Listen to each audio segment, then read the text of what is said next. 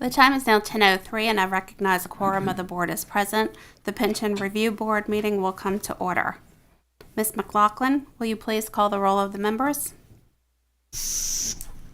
Yes. Stephanie Libby. Present. Keith Brainerd. Here. Marcia Dush. Here. Christopher Gonzalez. Daniel Harper.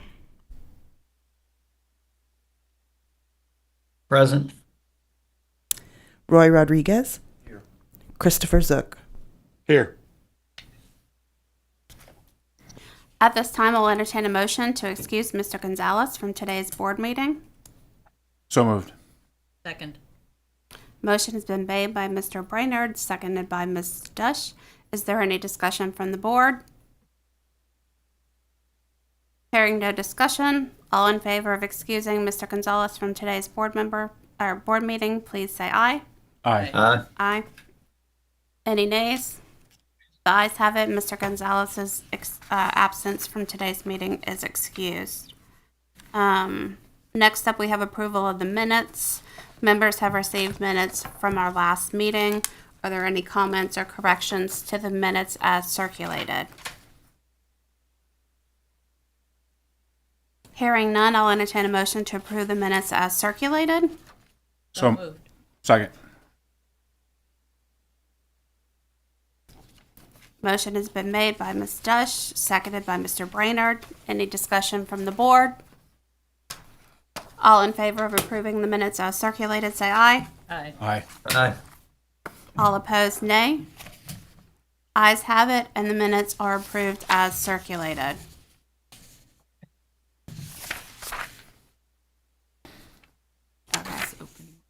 Yep. So right now, we just have opportunity to provide any opening remarks from board members. If you have any remarks that if you'd like to provide, I guess, with the exception of things that are on today's agenda.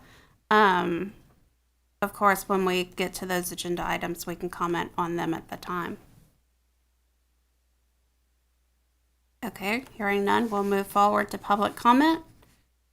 All public comment will be limited to 3 minutes. If there's anyone in the audience, in person or virtually, who has any comments that they would like to present to the board.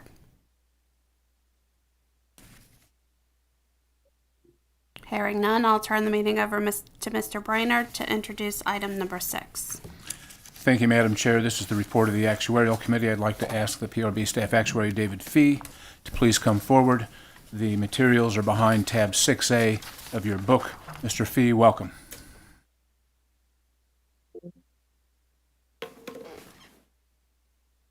Hi, I'm David Fee, the Staff Actuary, here to present the Actuarial Valuation Report and the FSRP Report. So today we'll talk about changes since the September board meeting, news updates for 6 systems. For major assumption changes, we'll go over 1 system that changed their expected return and payroll growth assumptions. For funding progress, we'll look at how key counts and averages have moved over time. For system overview, we'll review key metrics by system type. We'll look at a list of systems with outlier statistics, such as longest funding periods and lowest funded ratios. And then for TMRS key employee differences, we'll compare the TMRS pension costs for firefighters, police, and general employees. Then for the FSRP report, we'll look at status changes since the September board meeting, which will just have 1 system that was removed. And then we'll look at a full list of systems for each risk category. For public pension system news, starting with Big Spring Fire, the city increased their contribution from 18% to their TMRS contribution rate of 19.03%. Since we're always interested in whether they participate in Social Security, in this case, neither the firefighters nor the TMRS members participate in Social Security. They both participate in 457. Also of note is the member count decreased heavily from 74 members in 2023 to 57 in 2025. And based on a news article, it sounds like at least 15 of them moved to Midland Fire. Also, they had a Proposition A on the ballot that did not pass, but would have allowed the firefighters to have collective bargaining. May I ask a question? Please, Ms. Dush. So, there was an article that said that they lost some of these firefighters to Midland. Have we heard anything about whether or not they're having any success in replacing and rebuilding their count? No, I have not reached out to the system to find out if it's increased from that 57 yet.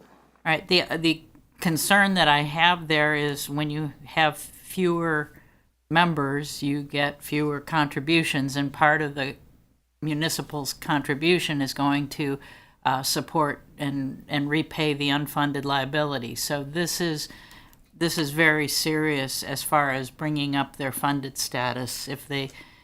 Unless they're contributing on open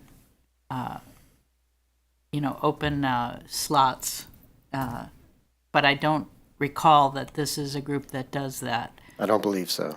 So I think this is a pretty serious situation, and I think to the extent that you can get more information about how they try to rebuild their force, that would be helpful.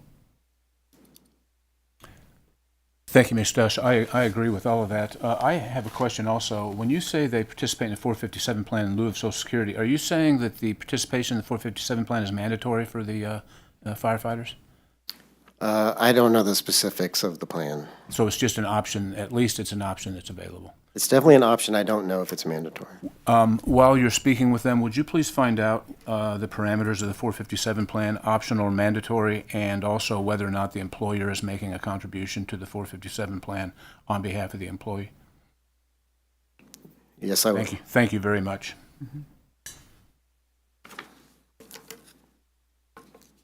Please.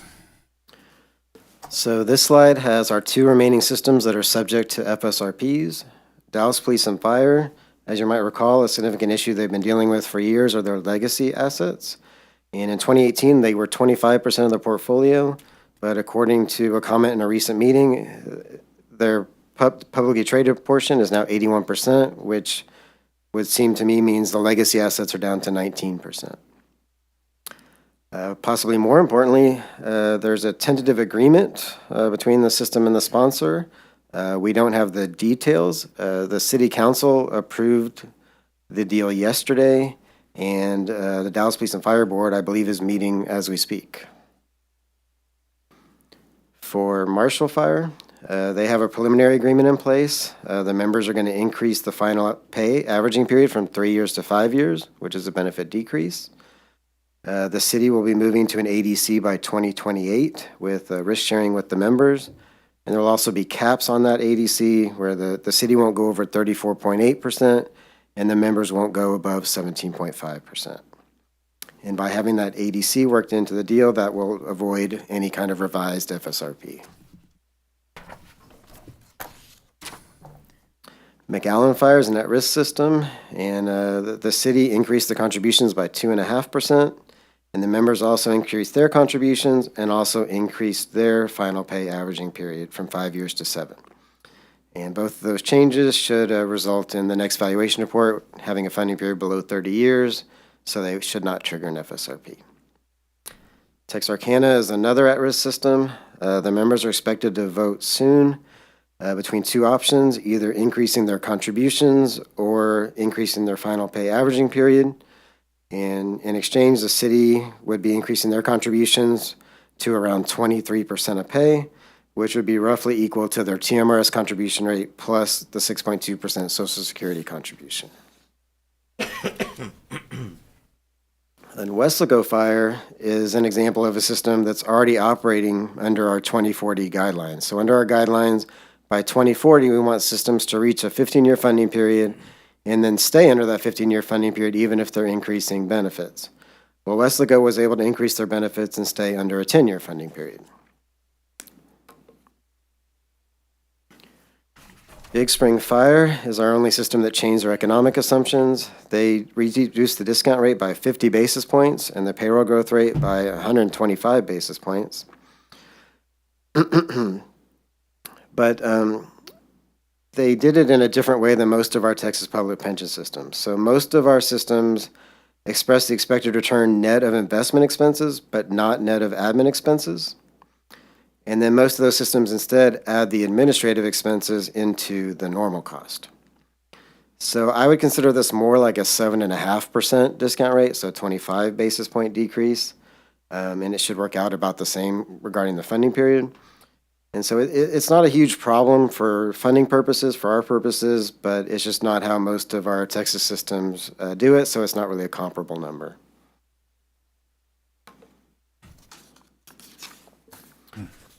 Looking at funding progress over our last 7 board meetings, everything's trending in the right direction. The expected returns are decreasing ever so slightly. The yellow bar representing systems with funding periods greater than 30 years is getting smaller. The navy bar representing systems that are already at our 2040 target of a 15-year funding period is holding firm. And the lines representing funded ratios are rising.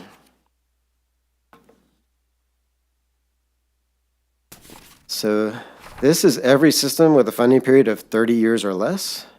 So TELFRA is in orange, statewides are in black, municipals are in teal, and 810 systems are in blue. And so systems will move up and to the left as their funded status improves. And so the hope is that by 2040, all of our systems will be in this upper left quadrant. It's a great chart. I have even better ones coming. So this shows the systems with funding periods over 30 years, and that's based on the last valuation report we received. But many have made funding improvements since the last valuation report, which brings us to the next slide, which I think you might like even better than the other one. And so this is if we look ahead to what we expect in the next valuation report based on all the news items out there, all the deals that have been made. And we're left with only 3 systems with funding periods that should be over 30 years. That's San Benito Fire, San Angelo Fire, and Harlingen Fire. Wasn't Harlingen the system that was in here defending their 7.75% investment return assumption? Yes, and Mr. Munter will be discussing that later. So they're at 7.75 plus they've got this lengthy funding period and low funded ratio. If they were to drop that at all, they'd move even more to the right on this chart. Yes, they would. Mr. Madam, Chair. Ms. Dush, please.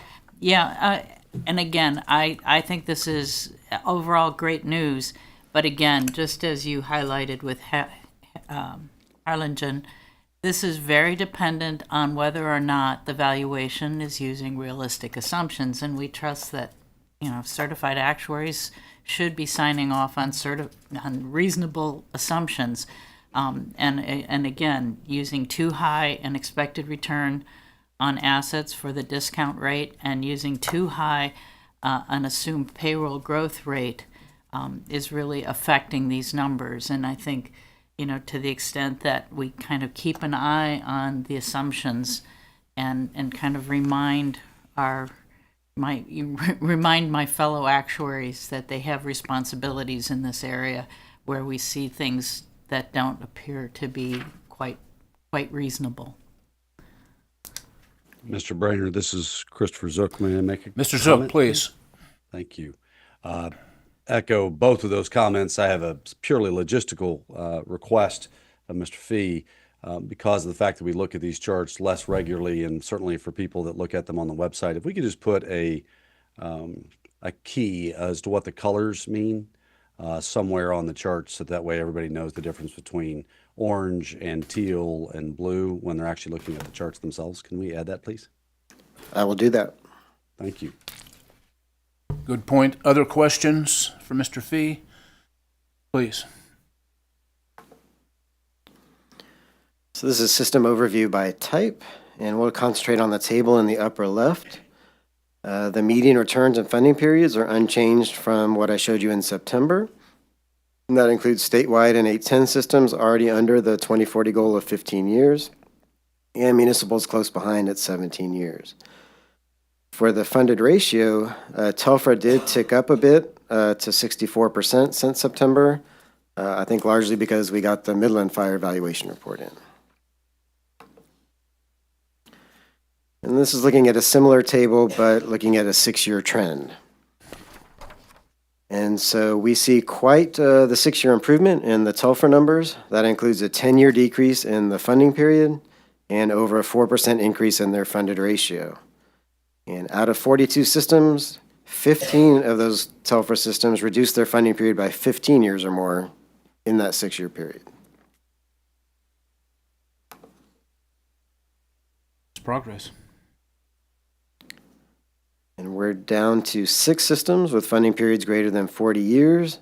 But if we go through the notes and if we assume all these deals are finalized for Texarkana, Dallas Police and Fire, and Marshall, then we would only have 1 system remaining. That would be Harlingen Fire at the bottom.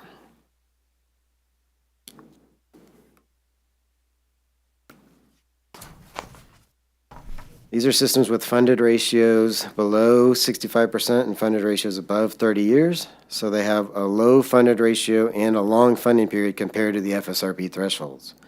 And as a reminder, any valuation report dated September 1st, 25 or later that has a funded ratio below 65% and a funding period greater than 30 years would trigger an FSRP immediately. Looking at the notes, there are 3 plans. There are 3 systems with no plan expected. All those 3 systems are already at risk, so even though we have this immediate trigger in effect, they would have all triggered it anyway if they have any valuation report showing a funding period greater than 30 years. And that's Harlingen, San Angelo, and San Benito. Is that to say that almost by definition, next time they complete an actuarial evaluation, they're going to be in FSRP status? No, if their valuation report comes in with a funding period under 30 years, they will not trigger an FSRP. Okay, thank you. Which is possible. These are systems with fund exhaustion years. So based on current contribution levels, assets are projected to be depleted prior to paying all promised benefits.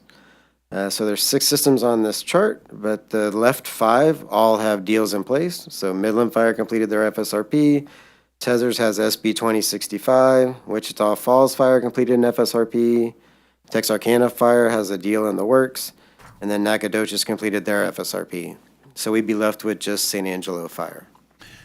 Excuse me, David, is that to say with regard to Nacogdoches that this projected fund exhaustion year is different than it is shown here? I believe when they come up with 2025 accounting financial report, it would not have a fund exhaustion year in it. I don't believe we've received the 2024 one yet for them. Thank you.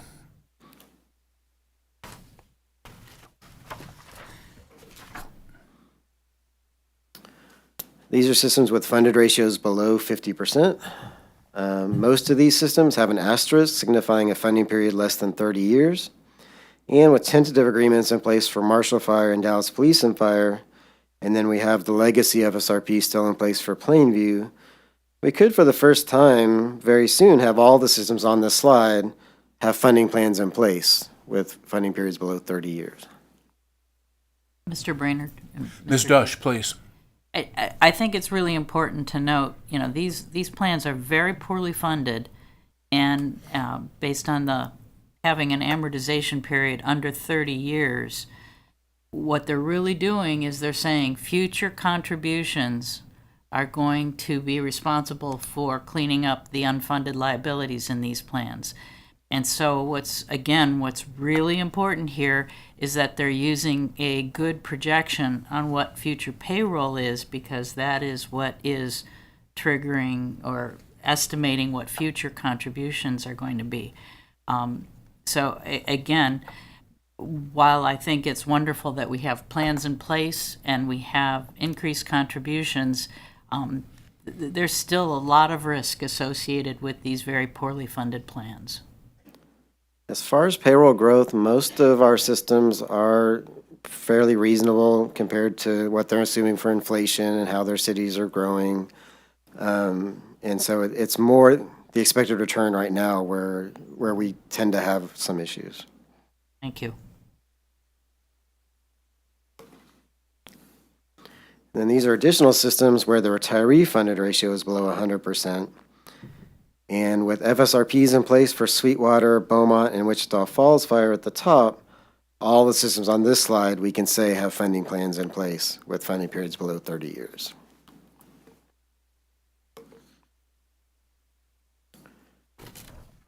So last board meeting in September, I showed you a similar slide to this with valuation reports that hadn't been submitted since, with the date since January 1st, 2023.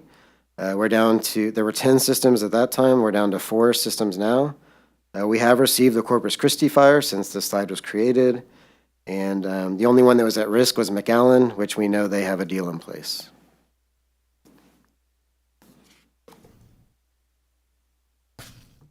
So these are some new slides regarding TMRS. So there are quite a few cities that determine TELFR funding based on what the city contributes to TMRS. So if the TMRS actually determined contribution rate is 18%, then they fund that same 18% to their TELFR fund. And hopefully they also add 6.2% to TELFR if the firefighters do not participate in Social Security, but the TMRS members do. But the question is, how appropriate is it to be matching contributions between TELFR and TMRS? So this slide and the next look at how much a TELFR plan might cost if they use the TMRS benefit formula. 2 key milestones to look at are becoming vested and reaching retirement age. A member who is more likely to do either will require higher contributions. So the TMRS actuary splits their demographic experience and their assumptions between firefighters, police, and general employees.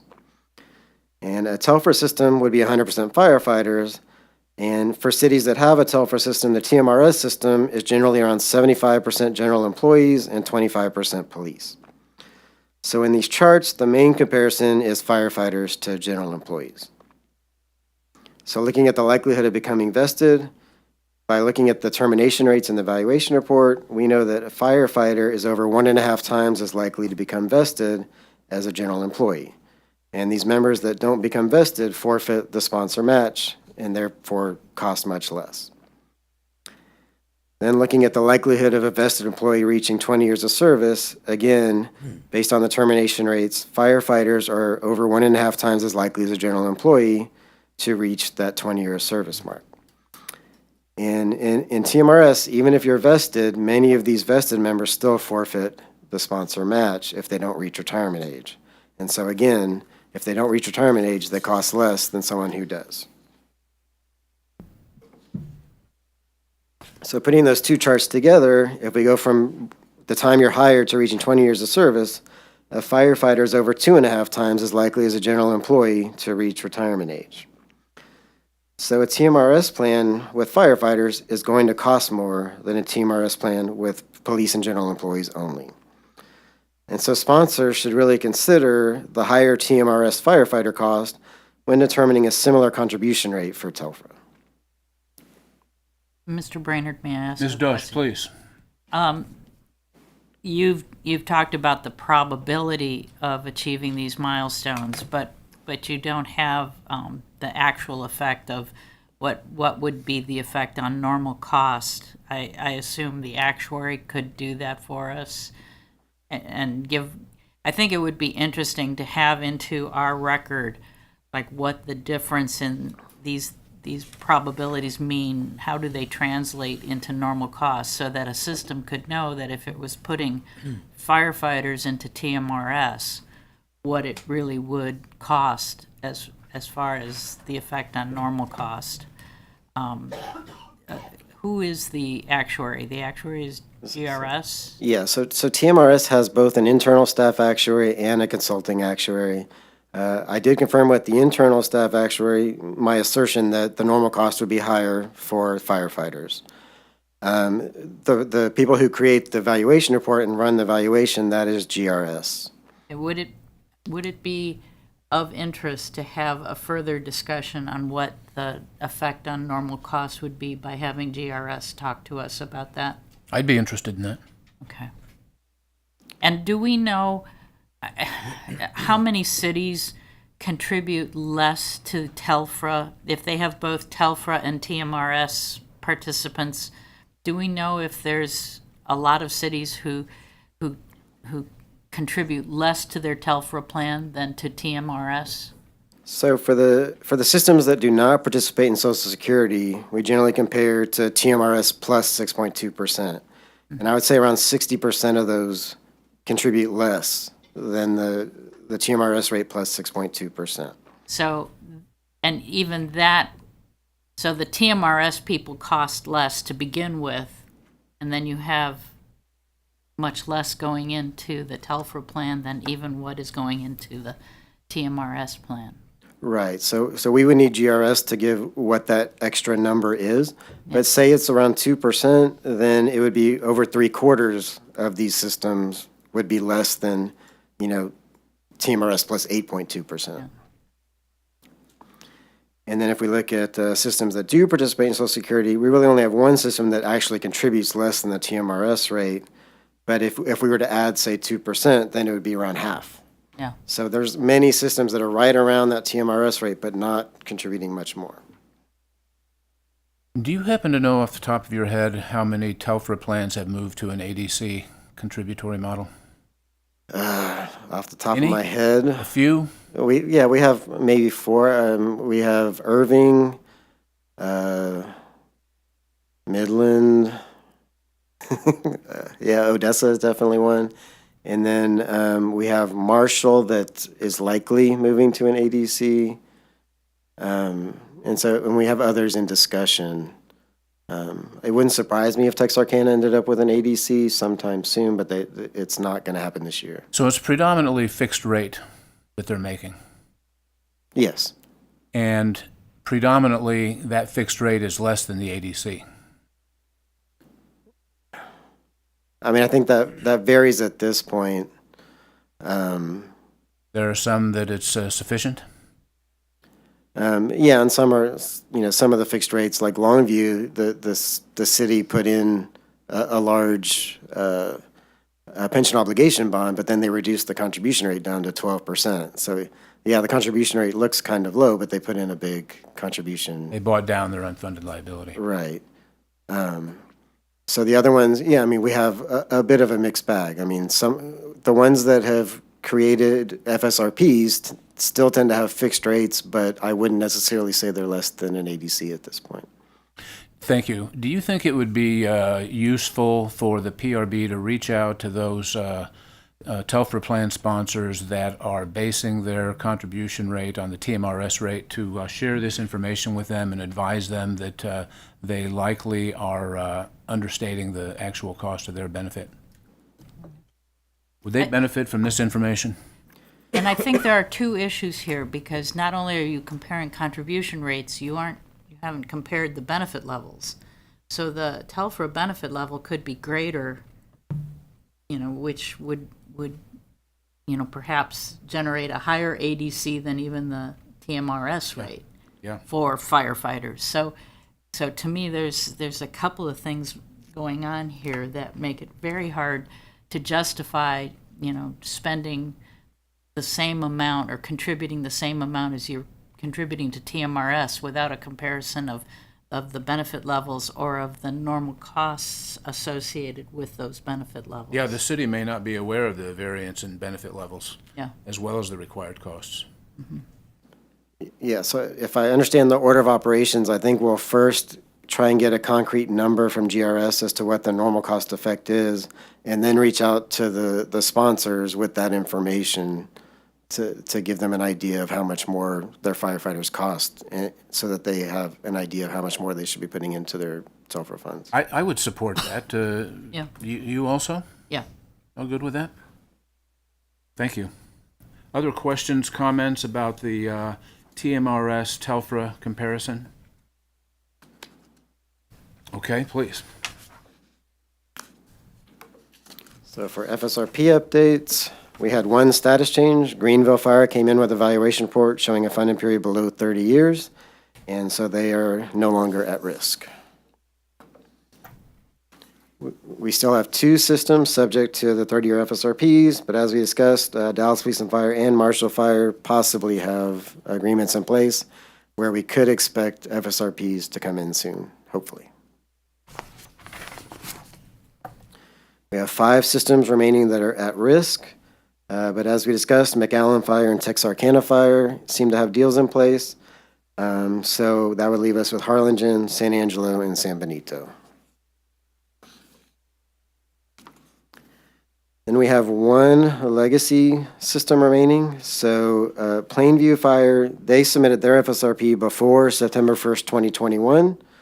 And so they were under the previous requirements, and that FSRP is still in effect. They're down to a 33-year funding period, the last evaluation report we got, and I would expect the next one to actually be under 30. And then these are just our completed FSRPs, so if there's no further questions, I'm done with my comments. Questions for Mr. Fee on any portion of his presentation? Seeing none? Thank you. Next section. Just trying to get it for Mr. Burnham. Compliance is Did I go too far? Oh. Does that I get? thought I was doing a good thing. Thank you, Mr. Fee. Brian Burnham, PRB staff. Mr. Burnham, welcome. This is, his material is behind 6B of your book, members. All right. Thank you. Good morning, members. I am Brian Burnham, the PRB Analytical Services Team Lead, and I will provide you with an update on reporting and compliance. So this slide contains information that's been reported to us as of mid-November. These numbers reflect the fiscal year 2024 data for all the plans, with the exception of two systems that have not yet submitted the reports to us. And those two systems are the Nacogdoches County Hospital District Retirement Plan and the University Park Firemen's Relief and Retirement Fund. Since our previous board meeting, Floresville Light and Power Pension System has come off this list, but University Park is newly added to it. For Nacogdoches, we are still waiting for their final audited financial report for 2024. It was due back in January, as they have a fiscal year end of June 30th. However, they did turn in the 2023 report earlier this year, so they're kind of very delayed on the reporting, but they're trying to get caught up. I did have recent communication with the system. They were hoping to have it done by this summer, but that hasn't transpired, and they are still working on it as of now and working with their auditor to maybe expedite the 2025 report so that it's not going to be quite as late, but likely will be, considering it's going to be due here next month. For University Park, they're the only system that has a fiscal year end date of December 2024 that is currently non-compliant. They have not responded to any correspondence notifying them of their non-compliance, but generally, in the past, they've been non-compliant as well, and they usually send those reports in around January or February of the new year, so we'll be expecting those reports around that time period. For this slide, since our last meeting, Beaumont Fire, Dallas Employees Retirement Fund, and the Dallas County Hospital District Plan have all submitted their required actuarial audit or experience studies and have come off of this list. So Laredo Fire is currently our only system non-compliant with their actuarial audit report, although that is a requirement for the city of Laredo and not the fire pension system themselves to have this done. We sent them an email on the city, an email on October 2nd, requesting that they provide us with an update by November 21st on this report. They did not respond to our request.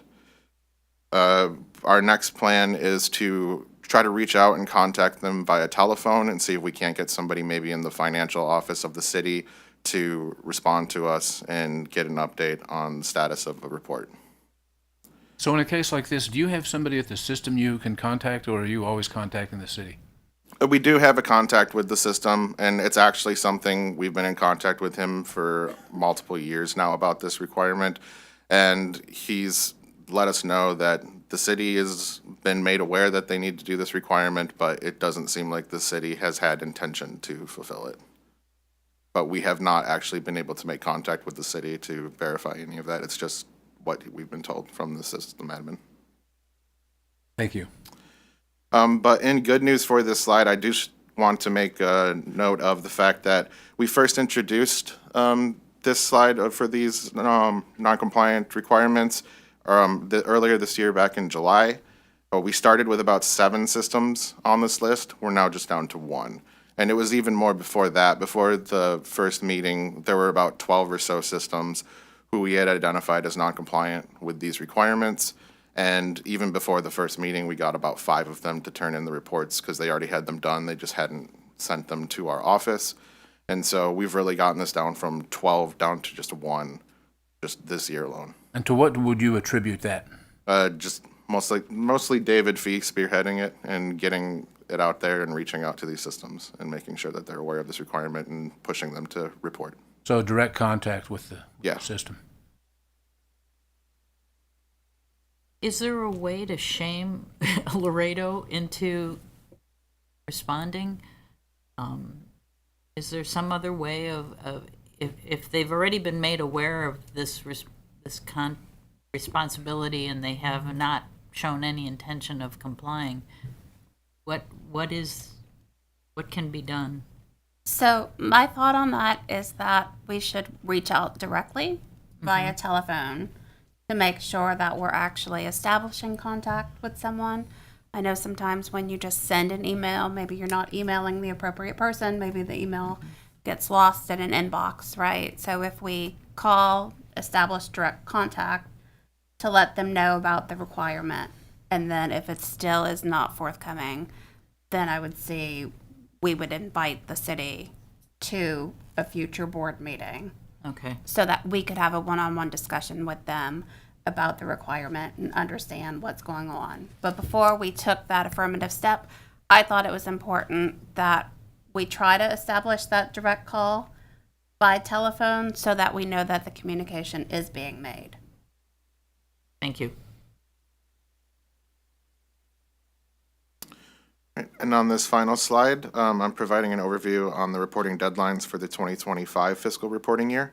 I've highlighted December 31st, 2025 as the fiscal year will complete at the end of this month, and December is our most prevalent fiscal year end date for our systems, with 69 out of the 100 systems reporting during that deadline. I've also highlighted January 26th, 2026 as the next upcoming reporting due date. That is for our June 30th fiscal year end systems, which includes that Nacogdoches County Hospital District Retirement Plan, but also most of our Houston plans. And with that, that concludes my report on reporting and compliance. Final questions on non-compliance, members?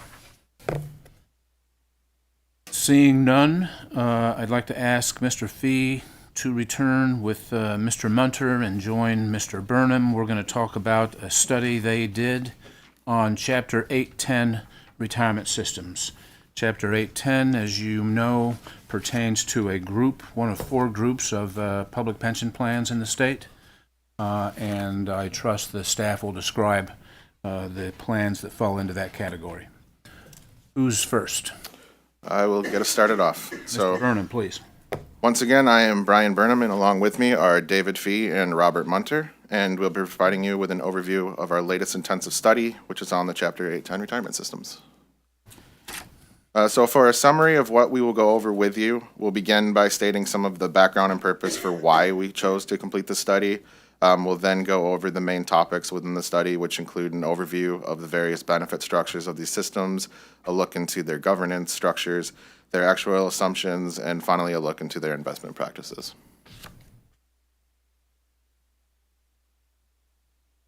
Chapter 810 retirement systems have historically been a very well-funded group of systems, primarily due to them using actuarially determined contribution funding structure.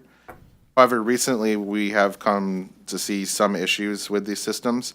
Most notably are the issues with the Nacogdoches County Hospital District Retirement Plan and that they've been dealing with and are currently in the process of addressing.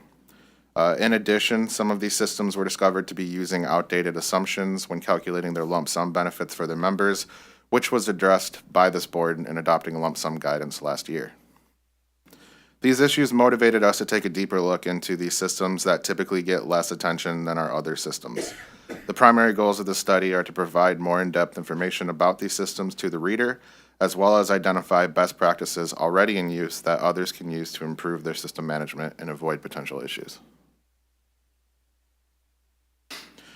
So we provided this table to give an overview on some of the key differences with Chapter 810 systems from public safety systems, who we have had much more discussion on in the past. One of the key differences is that rather than being sponsored by a separate entity such as a city, 810 plan sponsors are also their governing body in the usual case. For example, a plan for a hospital district is both sponsored and governed by their hospital district board. This typically eliminates the need for negotiations between two different bodies like a TELFRA system would need to engage in with their city sponsor. Some other key differences are employment length is generally shorter on average than a public safety employee, and hiring competition tends to be various public, nonprofit, and corporate entities as opposed to TELFRA systems, for example, competing with neighboring municipalities for firefighters and recruits. The shorter employment length and hiring competition with non-governmental entities both tend to result in different benefit structures than typical public pension systems, and David Fee will now discuss those benefit structures. So in the upcoming slides, we'll look at why defined contribution and Social Security benefits are very important for these 810 systems, but this slide looks at the defined benefit pension only. And so when you look at the yellow bars, which represent the employer contributions toward ongoing accruals for new hires, all are fairly similar in size. But if we move to the blue bars, they vary quite a bit, where on the right side, a TELFRA member on average contributes almost 15% of their pay, while on the left, an 810 system member only contributes around 2.5%. So the employer-provided pensions are fairly similar across all these system types, but the total pension benefit for defined benefit is smaller for 810 because the member contributions are so much lower. So this is looking at the total employer-provided piece, which includes defined contribution and Social Security. So you can see that the only system type with a gray bar for defined contribution is the 810 plans, and that represents around 4% of pay. And then they also have the largest yellow bar, which represents Social Security. So both defined contribution and Social Security benefits are much more prevalent for these Chapter 810 systems. And we did look at it for our various types of 810 systems, whether they're closed, which our closed systems no longer provide ongoing DB benefits. They have defined contribution and Social Security. We looked at our active systems that continue to provide DB benefits for new hires that tend to have a mix of DB, DC, and Social Security. And then we also looked at systems that move to TCDRS, which generally don't have defined contribution. And in each case, they had roughly similar level of benefits, even though they were mixed differently between those three types. The overall level was somewhere between 10 and 12% of pay. So looking at DC benefits only, all 9 of the closed systems provide DC benefits. About half of the active systems that already provide DB benefits also provide DC. And then the ones that have moved to TCDRS do not provide DC at all. And so we looked at, well, why might defined contribution plans be more prevalent for these 810 systems? If you look at the typical public pension formula that we have, you take a percentage times the final average pay times the years of service. And so for our typical firefighter who works their entire career for one system, for one city, this formula makes a lot of sense and works for them because all their years of service go toward this formula and their final average pay gets multiplied by all these years of service, and it's their final average pay when they retire. But if an 810 system member, say, terminates when they're 35 years old, and they still have 30 years to go before they retire, well, their pay when they retire might be 3, 4, or more times as high as when they're 35 years old.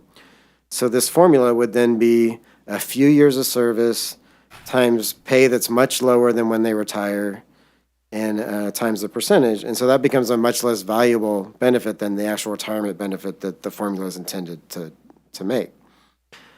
And so looking at it from the sponsor perspective, A lot of our 810 systems are hospitals, so I'm using hospitals as an example. If they're trying to hire nurses, well, they're competing with not just other county hospitals, they're more competing with nonprofit hospitals down the street. And those nonprofit hospitals are generally providing DC benefits to their nurses. So it's a very different situation than a city trying to hire a firefighter who's competing with the nearby city who's also trying to hire firefighters and who's also providing this final average pay formula. Mr. Fee, could you clarify the difference in a closed plan? Does that mean it's just closed to new entrants, but the people who are in are still accruing defined benefits? Yes. And if it's frozen, nobody's getting in, and the people who are in are no longer accruing benefits in the plan? Correct. Okay, thank you.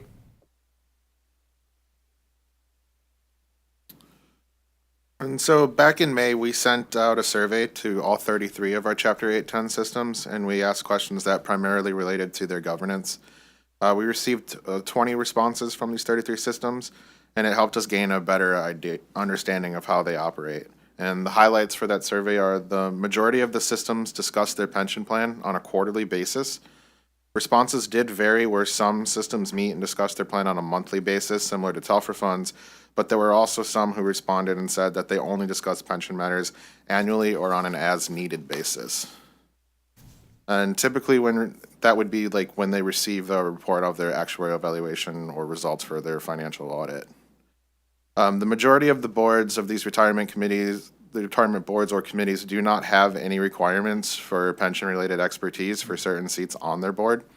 Although many systems do have at least one board member related with a financial-related background, but they did not state that it's an actual requirement for at least seating on the board itself.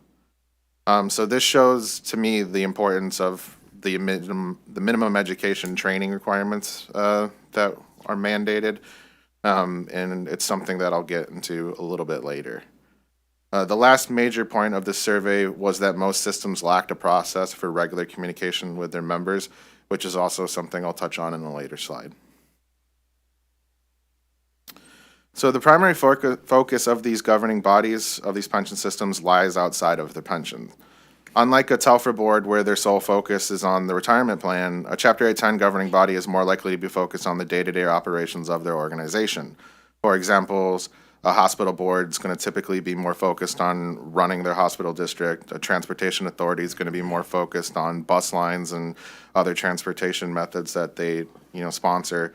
And most of these systems contract with a third party to administer their plan and take limited actions regarding the plan beyond receiving the updates from their contracted administrators. As alluded to in a previous slide, these systems discuss pension topics less frequently than other systems do, some only holding their discussion once a year. However, the majority are still very well funded as they use the actual determined contribution structure, and as long as they pay that full amount, the system should remain on track to become 100% funded. However, we do have a cautionary tale with the Nacogdoches County Hospital District retirement system, where they're kind of an example of how quickly funded statuses can change when the ADC is not fully covered every single year, and why it's so important to stay on top of these things and maybe meet a little bit more regularly than just a year if needed. Mr. Burnham, Yes. can you go back to the previous slide, please? When you refer to systems contracting with third party for plan administration, are you talking about record keeping, cutting the checks, and managing money? Correct. Thank you. All of those things, they're basically farming out. Yeah. Thank What- you. Well, Ms. Dush. and to follow on to that, do they have investment consultants to manage the money, or who is being responsible for deciding on how the money is being managed? I think I can answer that by just giving an example of who I find to be the one these contract with the most, and it usually is like a principal administrative group will manage the retirement, and I believe, maybe Robert can correct me if I'm wrong, but I do believe that they do their own kind of decision-making with the investment consulting, and it's ran by the board, who ultimately has the fiduciary duty and maintains that fiduciary duty, even if they contract with this third-party administrator to handle these day-to-day things. But yeah, they're kind of the primary like movers of those Okay. levers. All right, thank you.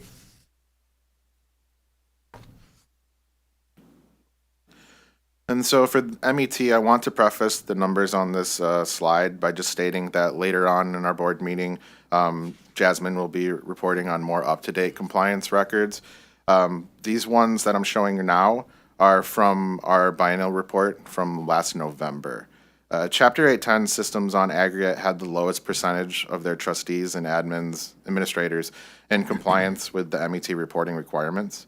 This is an area for concern due to what I alluded to earlier with some of the items like the expertise on the board not necessarily being in pensions. And so it just exacerbates, I think, the need for just even these minimum training requirements just to understand, actuarial matters, investing, ethics, and benefits administration, and so on and so forth. Can I ask a question real quick? Please, Madam Chair. So, and we can have this discussion when we do MAT as well, but I'm just wondering if there's a way that we can broaden the scope of eligible courses. I mean, surely these board members, even if they're not taking pension-related MAT requirements, there should be some kind of board training that they're receiving related to ethics and conflicts and governance. Right? I mean, is there a way for us to kind of dig into that to understand what they're receiving outside of pension-related MAT to see if there's some crossover to help with compliance numbers? I was just going to say, I mean, we did survey these systems and we could do potentially follow up to ask those questions if the board wishes. I think it would be helpful because I mean, maybe that's a reason why, and again, we can talk about this when we get into compliance, but maybe that's a reason why there's some non-compliance because they're taking similar training, but just through a different avenue. Or I think something that we've talked about is that just anecdotally, it seems like, with these boards in particular, you've got, let's say, a CFO of the organization that's on the board. They already are experts in financial things, right? So maybe they, don't view it as necessary.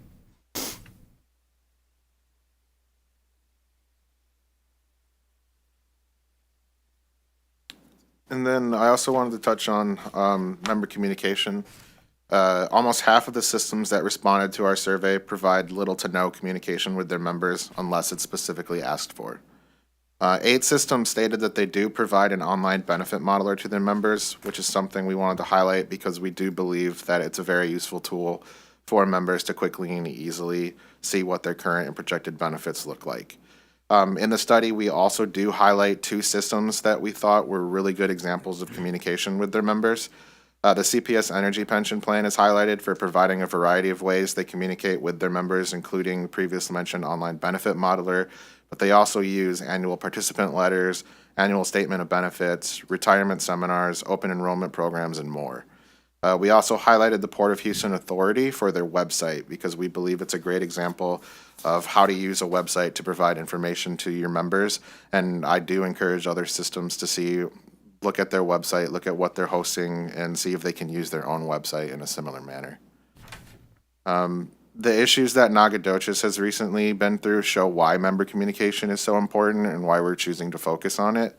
After appearing at one of our past board meetings, there was an article that was written about the pension system, and it caused a panic amongst their members who felt that they were being kept in the dark about the plan's funding problems, and even led to multiple members calling the Pension Review Board to find out what information they could. And so that's just one of the reasons why member communication is so important to get on top of that so that you don't have these members panicking and wondering what is going on if something bad were to occur. Can you please remind me what the state law is regarding communicating with members?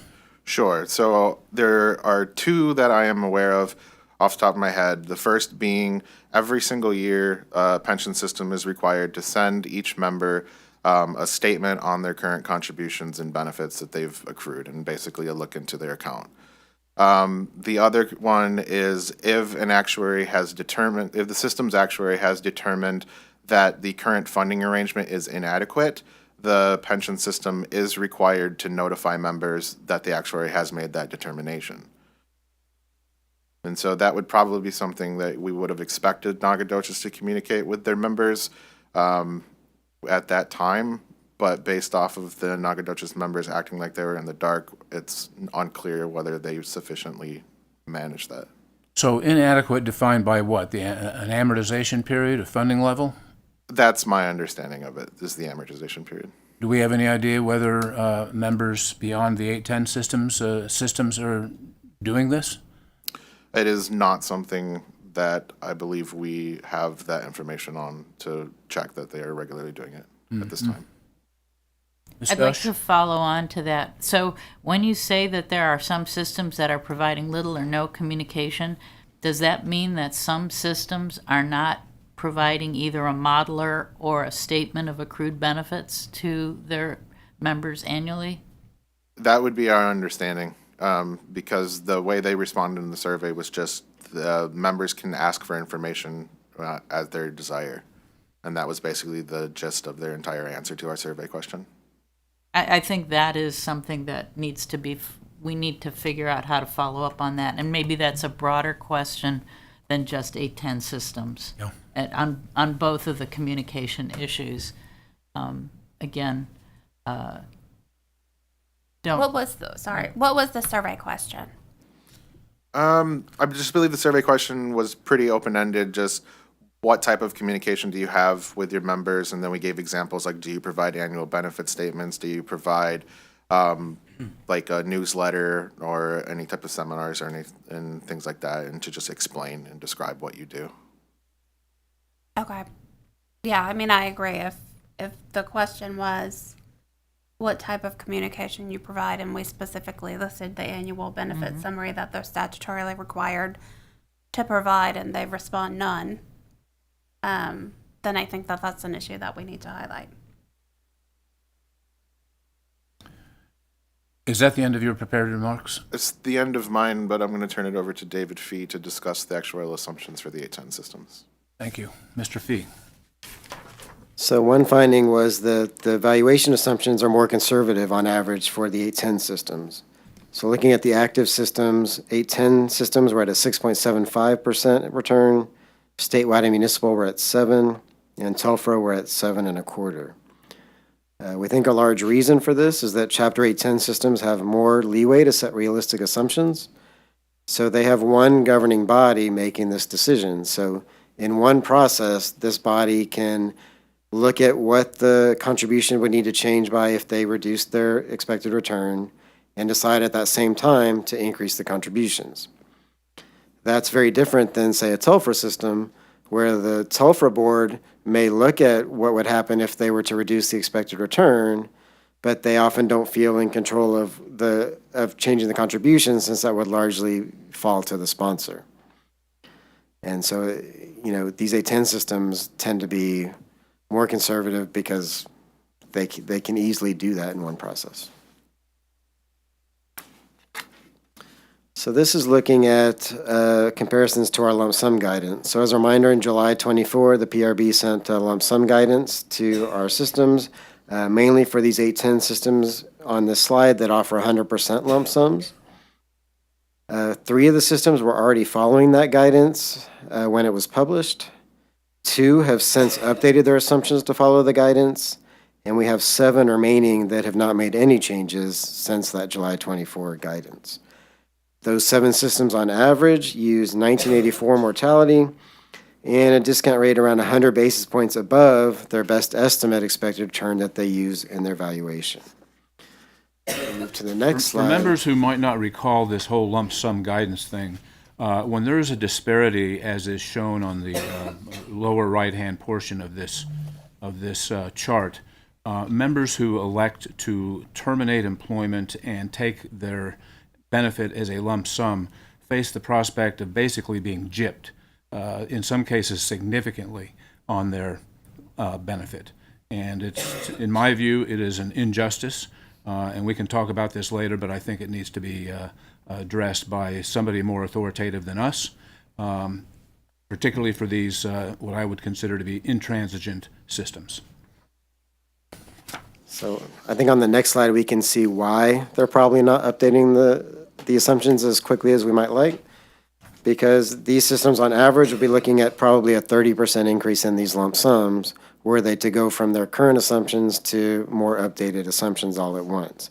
That's very difficult for these systems to get approval for, from their board to do a 30% increase in one shot.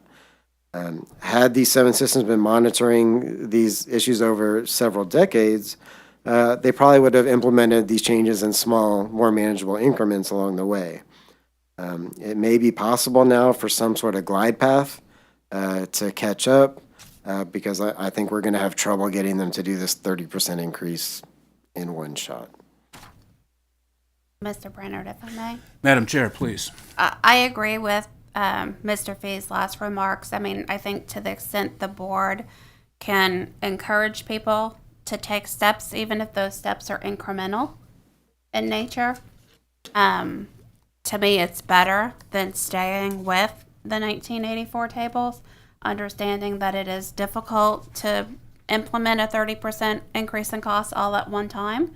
If systems can come up with a plan where they can take it incrementally through a 5 or 10 year time period, especially for those that are still in 1984, I think it's not the preferred approach, but it is, in my opinion, preferable to doing nothing. Madam Chair, would you agree, though, that the member who is contemplating a lump sum versus a deferred annuity should understand the magnitude of the difference in value? There should be some sort of communication with respect to relative value. We did include that in the guidance regarding relative values in the communications. And I can't remember which of these 7 systems were following that or not. We did have some that were already following it and some that were not. I think from my perspective, at least my understanding is that, the system's offering of lump sum is voluntary, right? They're not required to provide lump sums for people to when they leave. And so I don't want to make it so onerous that people just remove the option from the table. So I view it as a balance in relation to how the issue is ultimately addressed. At the end of the day, someone has the right, the choice of whether or not to take the lump sum. If they're offered a lump sum that's heavily discounted, they could always say no and then wait until they hit retirement age and receive their benefits.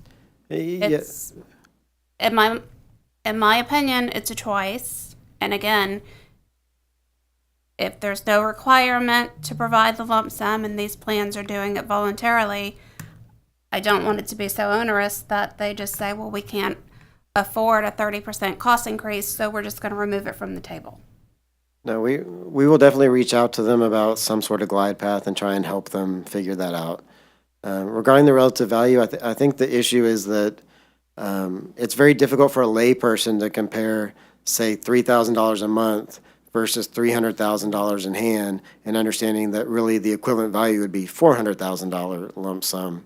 And so that's why just some sort of relative value statement when they're being offered that choice, just to say, hey, by the way, you can take this lump sum, but using these modern assumptions, it would only be worth $300,000 while your annuity would be worth $400,000. Something like that, just a quick statement just so they have been informed, is what we were talking about in the guidance. Madam Chair, I believe that one of the statutory obligations of this board is to promote equitability in benefits. And this is an example of a complete lack of equitability. And in fact, these systems are conflicted because for one of these systems that has this disparity, the system is experiencing an actuarial gain when that person goes away with significantly less in a lump sum than is equitable. So it's not really in the system's interest to want to make this equitable. And I think that they really need to develop a level of transparency so that everybody understands just what they're getting. And so when somebody chooses a lump sum, I personally think that generally lump sums should be discouraged, if not forbidden. I mean, the purpose of providing a retirement plan is to promote security in retirement. And if you're allowing somebody to take their $50,000 and go off and buy a big red truck instead of using it to sustain themselves and keep food on the table, we're not achieving the purpose of having a retirement benefit. And given the fact that these systems are conflicted and will enjoy an actuarial gain when somebody walks away with their $50,000 check, I think that that is an appropriate role for the Pension Review Board to do something about it. Mr. Brainerd, may I comment, please? Mr. Zook, please. So I actually agree with everybody that's made statements on this matter. I'll provide slightly different perspective on a couple of points. I agree completely with Madam Chair that it's good for people to have freedom of choice of what they would like to do related to their money. I also agree that it's a travesty for someone who's not a financial person to be asked to make a decision on something of which they're not qualified to be able to make it. So the line that I think we need to walk here is strongly encouraging transparency of these systems to be sure that the person who's making a decision actually has the information with which to make a good decision. I don't think it should be a biased position to where this is a really bad idea for you, you should never do it kind of thing, because everybody does have unique circumstances. If somebody has a very significant need for their lump sum and they're willing to accept a smaller amount today to solve for pain or problem or whatever in order to give up something in the future.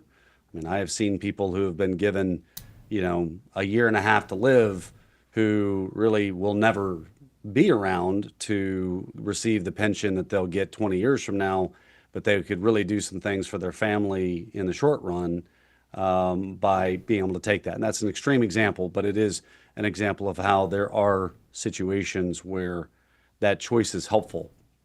The other thing that I would just add is that being able to help people do math is something that I think the plans have a responsibility to do, to be able to say, okay, you may want it for this reason, but just know and understand that based on assumptions, this is what it means for you potentially in the future. It's one of the things that goes back to the couple slides ago, we were talking about the wonderful charts and graphs that people can see what their future benefits are likely to be. In this modern day of technology, there's no reason why somebody cannot create a tool very easily, and AI could do it in a matter of minutes, that would allow somebody to say, okay, if I take my lump sum today, I invested at an 8% return, this is what it's going to be worth in the future. If I wait and take my pension based on the same assumption, this is what it's going to be worth in the future.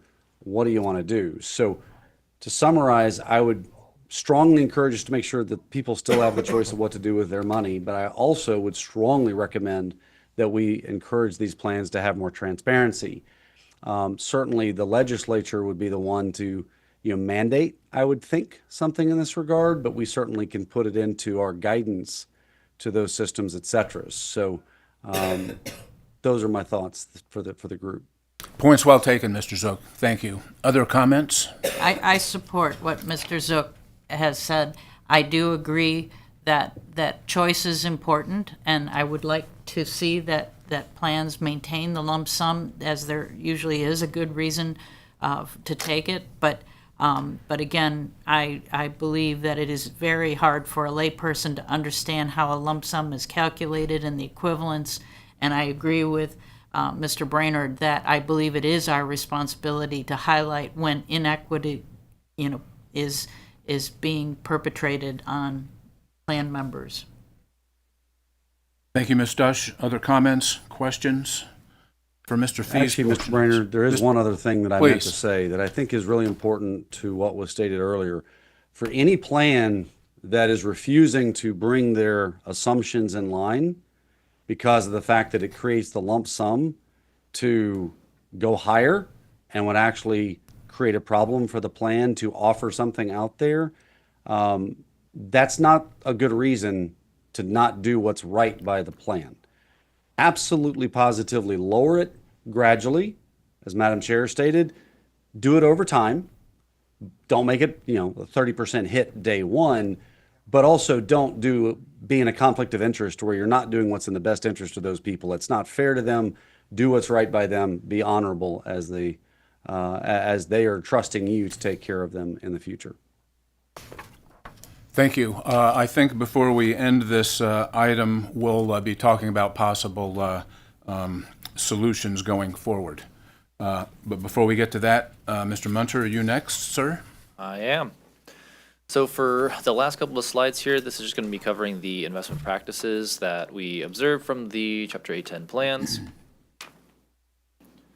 So as David and Brian both mentioned, the plans and everything that we observed from the Chapter 810 systems was that in general, they are making a fair number of more conservative decisions in how they're governing the systems. And this is something that ultimately we'll see sort of just trickle down into the investments and how they're sort of operating, just in the most part.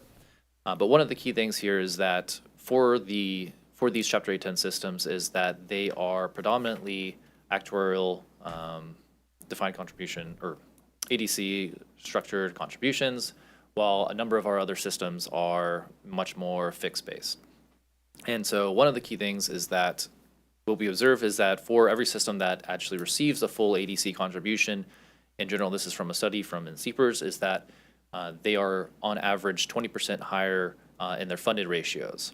And so that's a pretty large and substantial thing. And the big thing from this is that in order to have an investment program that can actually work, you need stable contributions going in, so that way the investments can do their job for those stable forms of benefits going out. And if we also then just look at our pensions just here in Texas, we do see that on average, the Chapter 810 systems have a roughly 88% funded ratio. Well, if we look at Telfer, who is predominantly fixed contribution, they're sitting more at an average of 65%. Now, obviously, there's a number of reasons why, Telfer can have a lower funded ratio there, other than just the ADC structure, but this is just something just to give a little bit of a context there. So moving on from the stable contributions that we're seeing from these, the ADC structure, which is providing that more conservative nature, and as David mentioned before, these Chapter 810 systems are also having those lower return assumptions. It leads to investment portfolios that are also structured in a much more conservative nature. When we start looking at the average asset allocations for systems as to what they're allocating their investments into as far as equities, fixed income, et cetera, we see that in the most part, these Chapter 810 systems are allocating a lot higher average to fixed income than other classifications and have a lower level of fixed income, equities than other systems. And so again, this is all just coming down from the same type of decisions that they're able to make. They're able to make more conservative decisions to have those lower return assumptions. They have the stable funding, so they're able to do this much more conservative asset allocations. Now, even if they have that lower more conservative asset allocation, we do still see that these systems, when we're comparing them, say, to just their investment returns and looking at a 10-year net basis, how they're performing, 71% of these Chapter 810 systems are either exceeding or within basically just 0.3% of their return assumption. So that's a very nice narrow range to where they're all pretty much hitting that level. Now, additionally, a number of these systems, they've always had fairly conservative investment return assumptions, even in the past. And so luckily, they haven't had to make significant decreases to that return assumption recently. But if we also look at just in general across all the Chapter 810 systems, they're all within about 1% of their return assumption. So this is, when we compare this to, say, other systems that are rather significantly underperforming their return assumption, this is looks a lot better. And a lot of this is really just coming from having those reasonable assumptions, as well as having portfolios that aren't going to have large volatilities in how their assets are performing. So they're able to just be much more safer and just sticking right to a very close range of that investment return assumption. And one thing that we did want to highlight from the Chapter 810 systems was one of the things that they were doing was the Texas Hospitals Association, or THA. They do provide a form of asset pooling. And so this is where hospitals in Texas, they're allowed to join THA. And essentially, this was something that we brought up in a 2018 study on just asset pooling and the benefits that this could have for smaller pensions. But for THA, these hospitals with $1 million, $2 million in pension assets are able to join and participate with THA, and they're able to pool those assets with other larger pensions of $500 million, and they're able to get into these large investment trusts. Now, there's a benefit that we saw from the PRB study that we conducted back in 2018. Basically, the overall benefit is savings on investment expenses, as well as gaining access potentially to investments that these smaller pensions otherwise would not be able to have, right? If you only have $1 million or $2 million, your options are potentially going to be limited by the fact that, some fund managers may say, you don't have enough money for me to be concerned about you.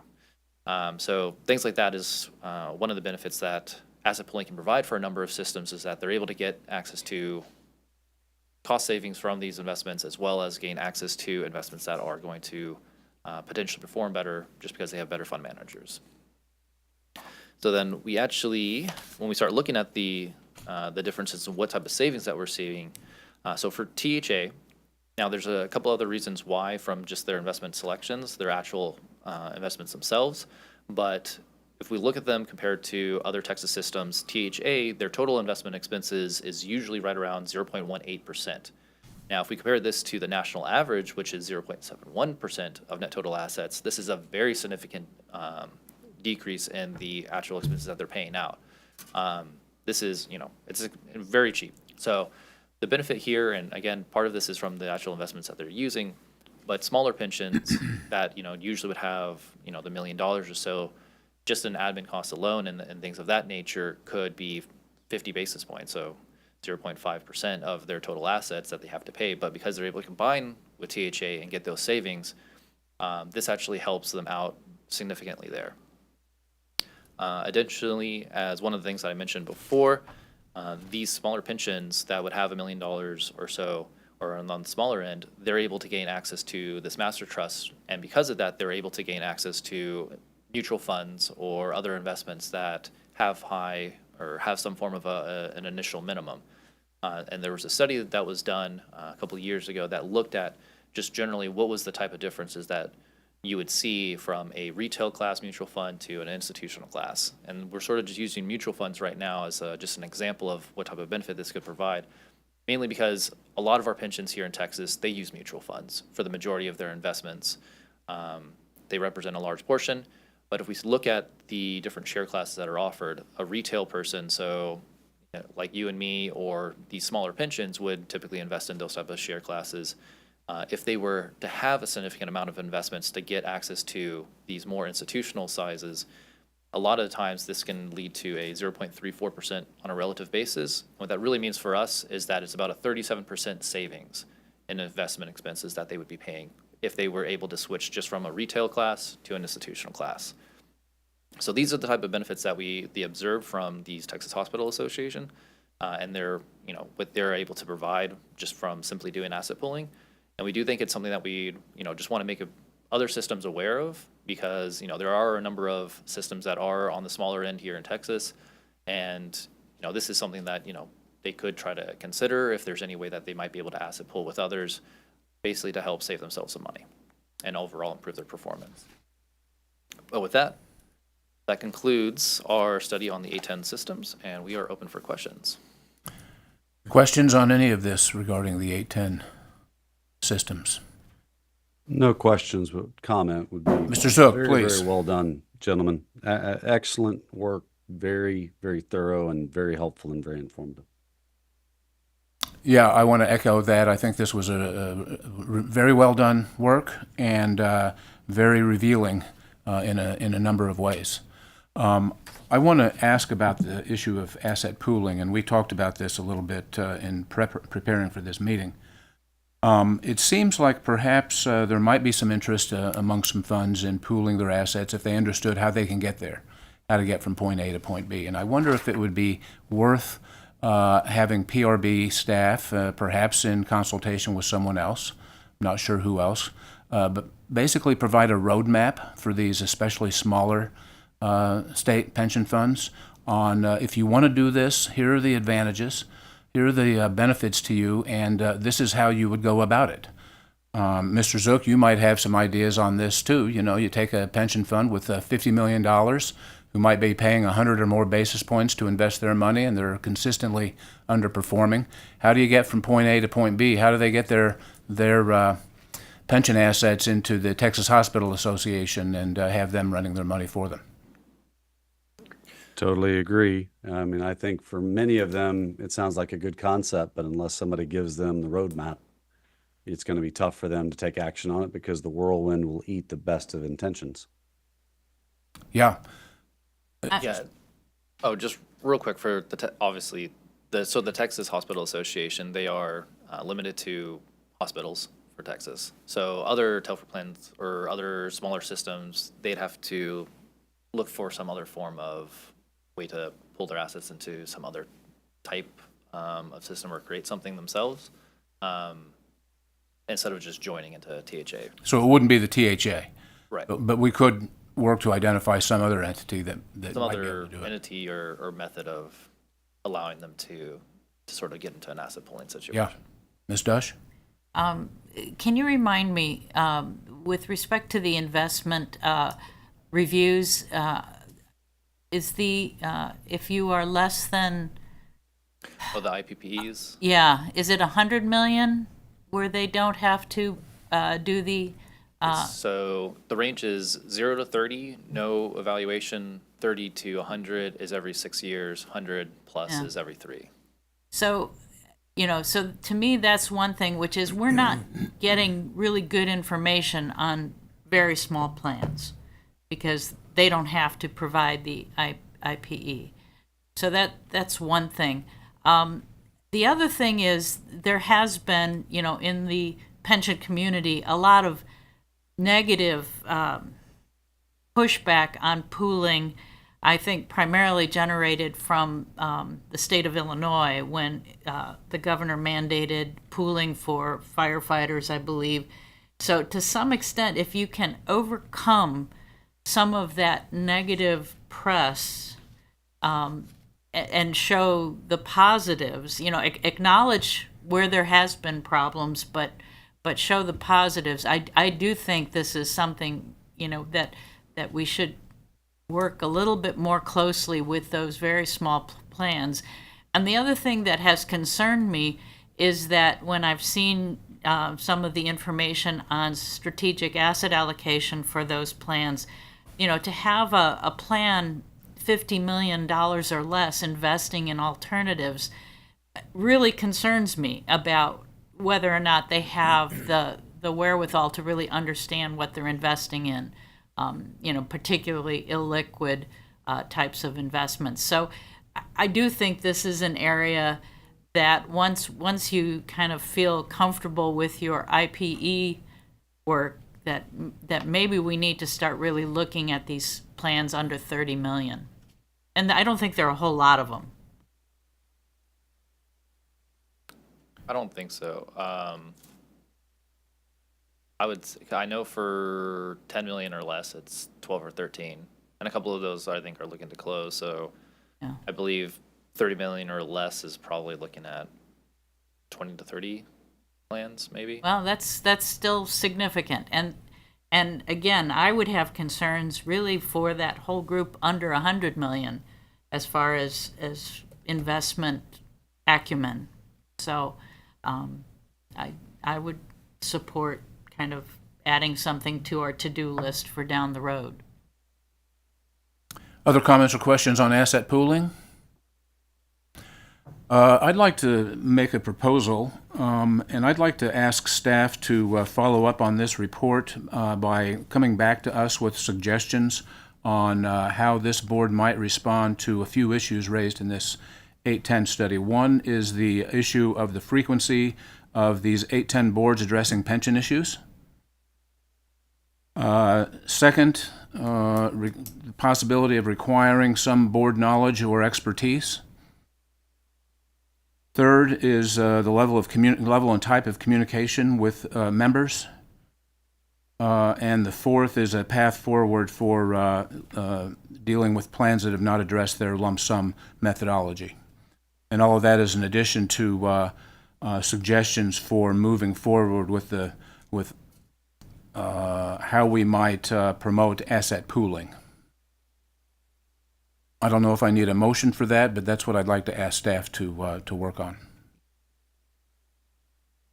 Can't do a motion because it's not on the agenda. Can we just ask staff to do it? Yes. Answer is yes.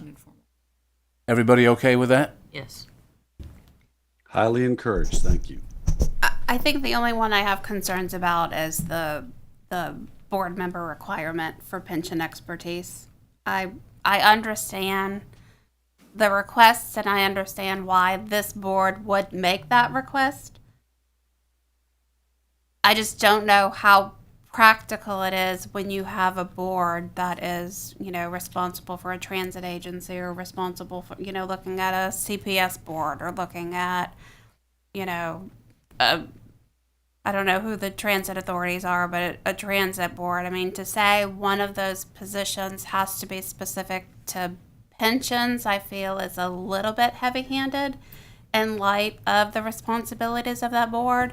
If we wanted to go broader, right, for a CFO or other type of financial investment experience or some experience that would lead to maybe more knowledge about finances in general and then pensions over time, I think I could support that. But one spot for someone who has particular expertise in pensions, I think, in my opinion, is a little bit of an overreach.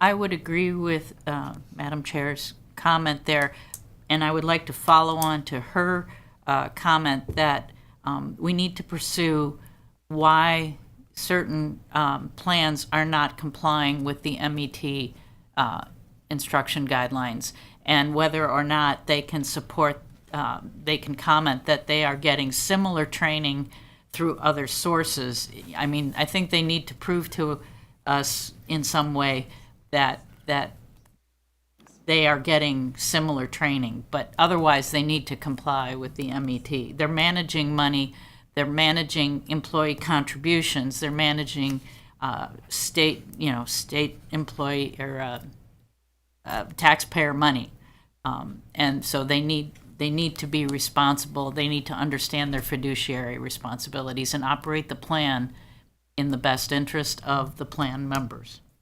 I agree. What some of these 810 systems have is a pension committee that's separate from the board.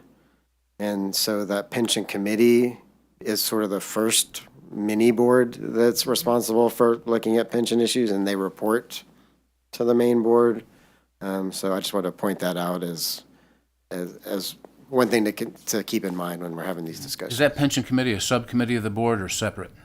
I think it's usually just completely separate. I mean, it might have some overlap, but I don't think it would be entirely a subcommittee.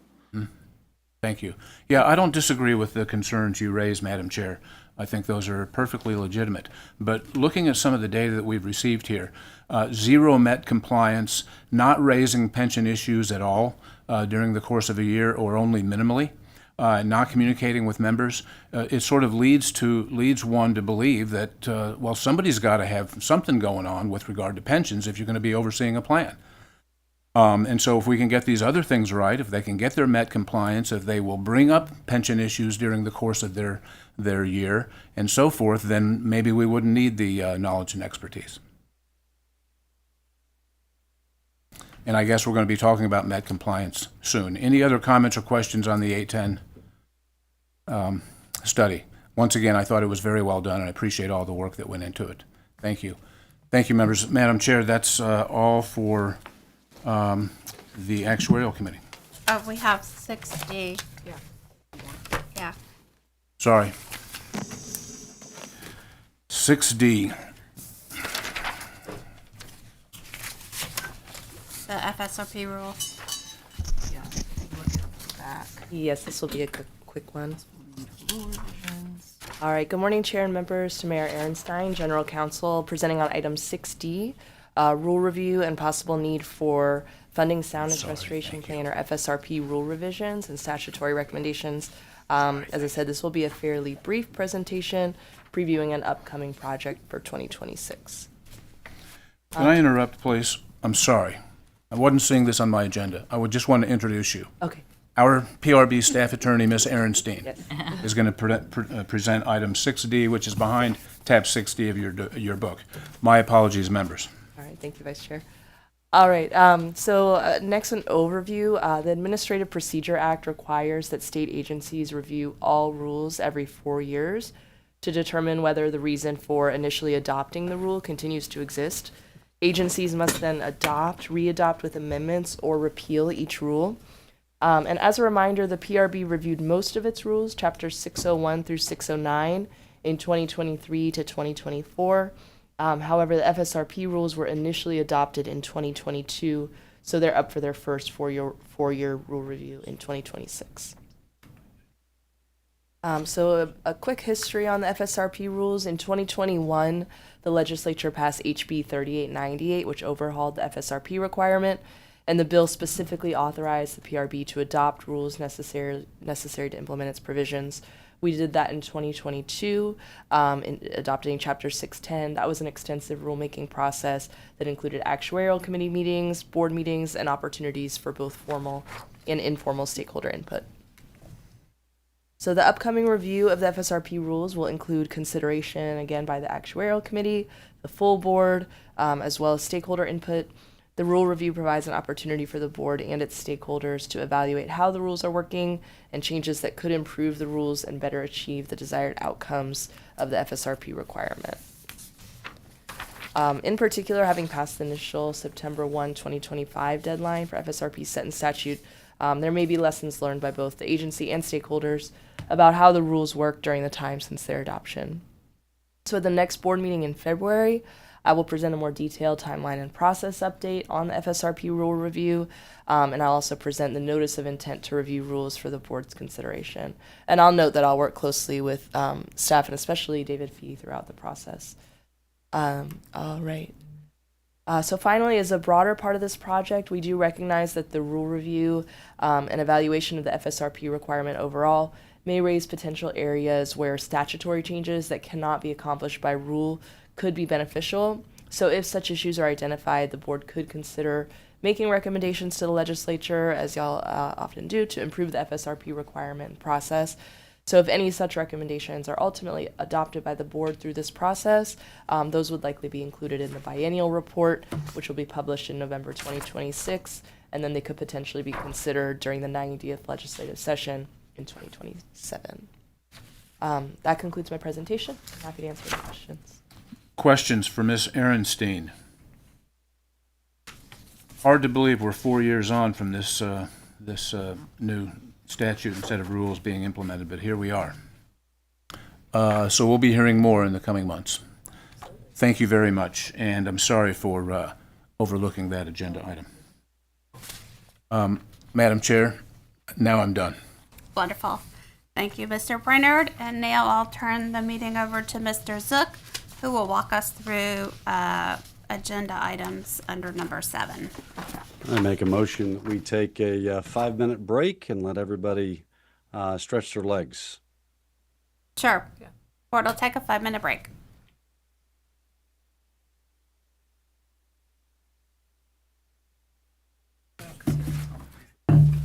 I don't think he left. I know I stepped away. Yeah. Left, but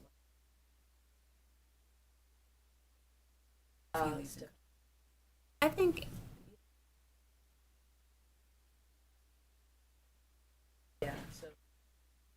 that's what I was going to ask when we go to 7. Should we try to get through 7B first, since that has action? If we think we could do that.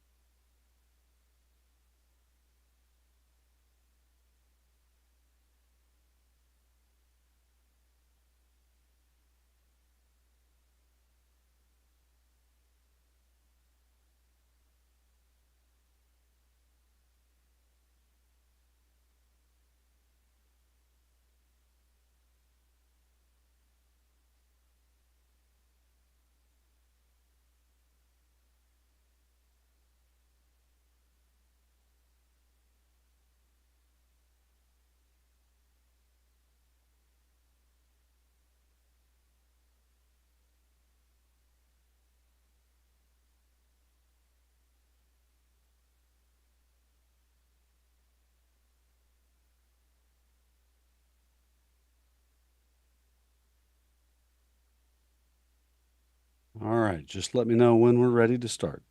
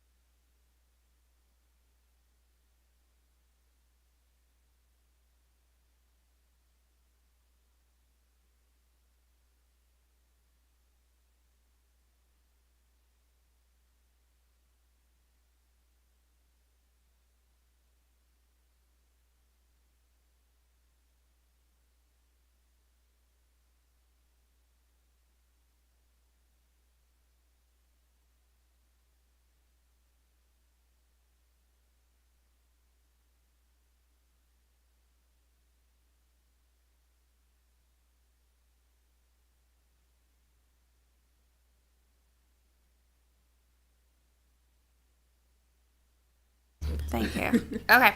The time is now 11:47. We will call the PRB meeting back into session. We are going to go into agenda item number 7. I'm going to turn the meeting over to Mr. Zook to take us through that. And then I just have to announce that during the break, Mr. Rodriguez had to leave the meeting. Mr. Harper has stepped away, but we are expecting him back. Thank you, Madam Chair. And at this time, we're going to jump order just in the interest of being sure we get to the vote. We're going to start with 7B, and I'm going to ask Mr. Munter to present 7B, and then we will go back and cover 7A.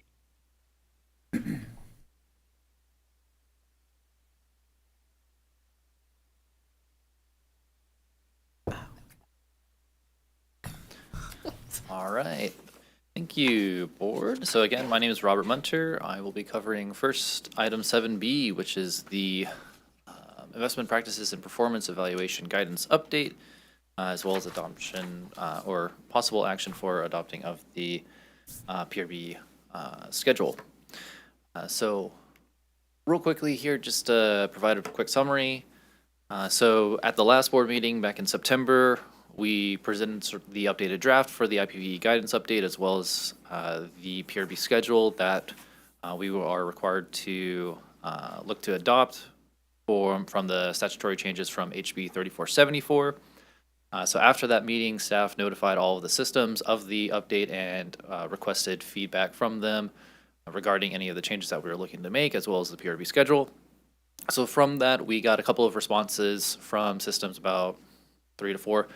Mainly, these were all just questions about, okay, well, with the update to the statute, what does this really mean for me? When is my report ultimately due? And or a couple of questions around that. So we assisted them with those questions, and then based off of those type of questions that we were receiving, we went back to the guidance document and just made a couple of changes to the schedule and how it looked, as far as just explaining a little bit more detail about the questions that we were getting asked about. Okay, ultimately, what does this look like, and when are the reports due? So we just made those couple of small changes, and ultimately, outside of that, there was no concerns from systems as far as, you know, this is not doable, or any major concerns that we would think needs to halt this process. So ultimately, what we have, and it's in the packet as well, we do have all of the updates to the draft as a red line version, as well as a clean version, so that's easier to see and read as to what it should look like in the final version. But all of that's ready to go. And then this basically slide is just covering what the type of changes that we made from last September, as well as in the final version. And then this slide is really just covering, again, what the PRB schedule is mainly focused on, which is that for the systems that are required to do the IPPE, so between $30 and $100 million, they'll report every 6 years. And then for all the systems that are over 100 million are going to report every 3 years. And the dates that all the reports are going to be due are all going to just be on a schedule. So if any systems move between those asset sizes, we have rules in the guidance, as well as with the statute for the schedule, as to when the next report is that they would just fall right into. This way, it's just more of a schedule, and we don't have any very specific, unique reporting dates tied to one potential system just because of the way that their assets moved in a given year. But with that being said, we have all of that. And at this point, for the board, we are looking for possible board action on it, which is going to be covering just the adoption of the guidance document as well as the PRB schedule. Any questions for Mr. Munter? Or discussion? Hearing none, I'll entertain a motion to adopt the updated guidance for conducting investment practices and performance evaluations as presented. And second. Okay. Motion made and seconded to adopt the updated guidance for conducting the investment practices and performance evaluations as presented. Any discussions? All in favor say aye. Aye. Aye. Aye. All opposed say nay. The ayes have it. And if we may, go back to 7A and review that section, please, Mr. Munter.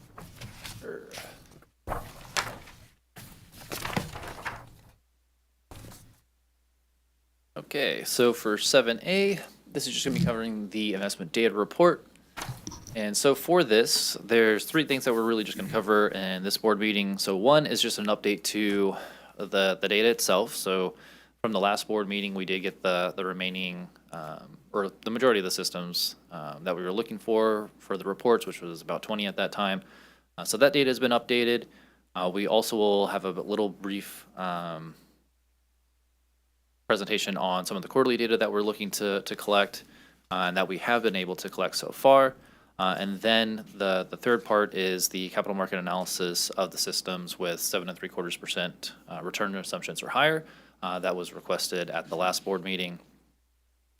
So first, just as a quick update on how our systems are performing.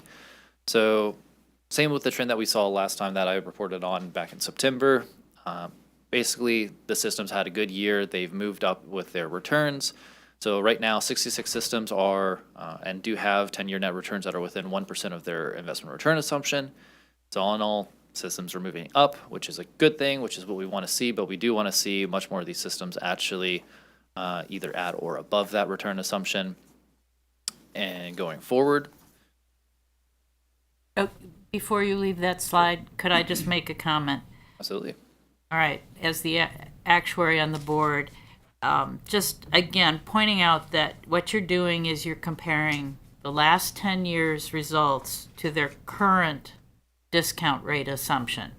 And we've seen from the information that Mr. Fee provided that over the last 6 years, many of the plans have lowered their discount rates so that, quite honestly, if you compared what they've actually earned to what rates they had, the discount rate they were using in those years, it wouldn't look quite as good as this. Correct. The other thing is that, the actuary set the discount rate on a forward-looking basis on a 20 to 30 year look ahead. So comparing small points of time against the discount rate isn't really, as an actuary, isn't all that valuable. What I'd really like to see is how these plans were compared against their benchmarks, their strategic asset allocations against their benchmarks. Are they doing better than what their benchmarks did? But I do understand that you don't get that information from very many plans. And so ideally, we'd be looking at benchmark results rather than comparing it to the discount rate. But I understand the problems in doing that. So you do what you can, and I understand that that's what you're doing here.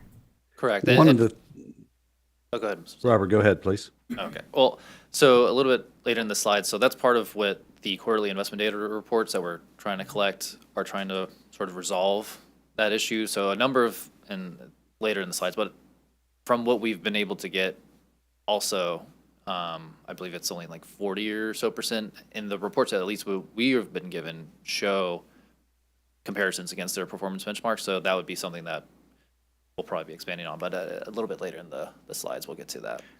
No, and I agree with Ms. Dush in that, looking at today's discount rate against, the past 10 years' performance when they weren't hitting their numbers is less informative than obviously if we compared it, over that period of time.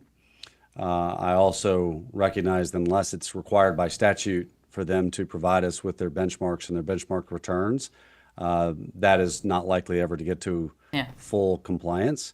But one thing that could potentially accomplish both objectives is, ultimately what we're looking for out of the investment programs of these pensions is persistency and consistency. So I would think that we have the data, Robert, and correct me if I'm wrong here, but I would think that we have year by year comparison for, for every single year going back a reasonable period of time. And I don't know what that time frame is, but let's just say it's 20 years. And we could look at a batting average. So if you look, and obviously nobody's going to beat their actual assumptions every single year. That's not realistic. But if you see that one plan has a 96% batting average and another plan has a 6% batting average, that would be pretty informative. It would be informative on volatility versus their actuarial assumptions, but it also would be, are they really adding, hopefully, value and accomplishing their mission? So my request would be for Robert and team to consider what's possible and just report back at the next investment committee meeting, please. Absolutely. Yeah.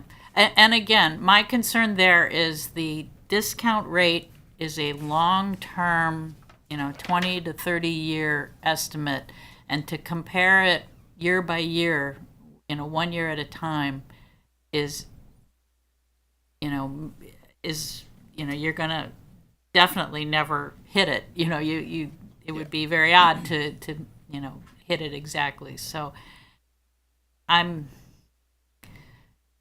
like you said, yeah, unless you get the benchmark performance, which unless that's mandated, it's probably better than nothing. But yeah, Mr. Munter, continue. absolutely. So we'll definitely still take a look at it. That's great. So this slide is really just, again, something that we've shown before, which is really just how systems are performing versus what expenses that they're actually paying for the investments. It really hasn't changed that much with the updated data since it was just about 20 systems, but all in all, the themes that we were seeing before is that the majority of systems are consolidated right around performing close to that 7% return on a 10-year net basis. And then luckily the investment expenses that systems are and majority paying are lower than the 0.71% that we're seeing as far as the national average. And luckily for a number of systems that are paying more in fees, the majority of them are receiving a higher return for that. So that's essentially things that we're looking for. Now there are a couple of outliers on the lower end. A lot of that is really just systems that are a number of them are either closed or looking to close and freeze out the plan entirely. So they can have a lot larger allocations to fixed income because they're basically in transition or readying for that type of that closure. So moving on, we wanted to dig in a little bit more into some of the data that we were seeing there from the investment returns and how our systems are performing. Now, one of the things, and this was something that I sort of mentioned before, I think at some previous meetings, but one thing that we're seeing is that the smaller systems are often the ones, and the ones that at least we have broken down right now are the ones that have 10 million in assets or lower. They are often underperforming their peers. And to help provide a little bit of additional context here as to sort of what a general expectation you can sort of be on a 10-year net basis, we pulled a 60/40 investment mutual fund with that returned from on 12/31/2024. The 10-year net for that was 6.92%. So any system that is basically underperforming that significantly really needs to be having some conversations as to why that is the case. Obviously, if we had performance benchmarks, we'd have a little bit better of an idea as to what was the investment asset allocation, as to why, or if there was any form of attribution analysis. We could sort of take a look as to, was it the asset allocation? Were they just not allocated in the right way? Or was it a particular investment as that was causing this? But at least from the data that we do have, we do see that these systems that are often smaller are some of the ones that are struggling the most with basically being closer to the 7%, which we would be expecting, and they're actually rather significantly lower if we're looking at that on the average there. And again, there could be a number of reasons for this, from just investment expenses itself, representing a larger portion of the fees that they're paying. But additionally, it can come down to the type of investments that they are able to get because of how small they are. They may not have access to the best fund managers. They may not have access to the best investment mutual funds or things of that nature. So this is something that we'll want to look into, and this is something that the asset pooling that we mentioned before could help essentially remedy. Potentially, hopefully. Now, if we then sort of look at this on a basis of switching over to classification for our systems, Telfer is often one that we've noticed that has some issues and wide ranges of performance from systems. So some do really well and some do rather underperform their benchmarks and what they're sort of looking for. Now, the thing here is that for these Telfer systems, they may look that way, so there's a couple of reasons that can compound this issue when we're looking at them on just a classification basis. So one of them is that Telfra can often be the ones that have a number of smaller systems. So, right, the ones that we already see before that have 10 million or less that are underperforming and are struggling sometimes, a lot of those end up being Telfra systems. And then additionally, the Telfra systems often are ones that are holding on to those higher investment return assumptions.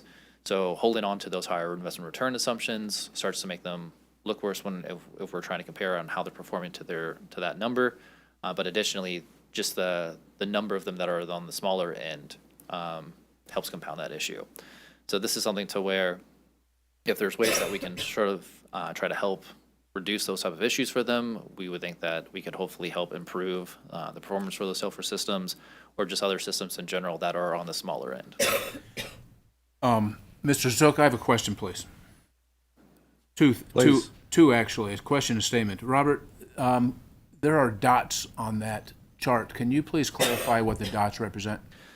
Yes, so those dots are going to be outliers. So the range here, so for this box and plot, basically the middle box there is representing the 25 to 75th sort of percentile. So basically the meat of where the majority of the systems are.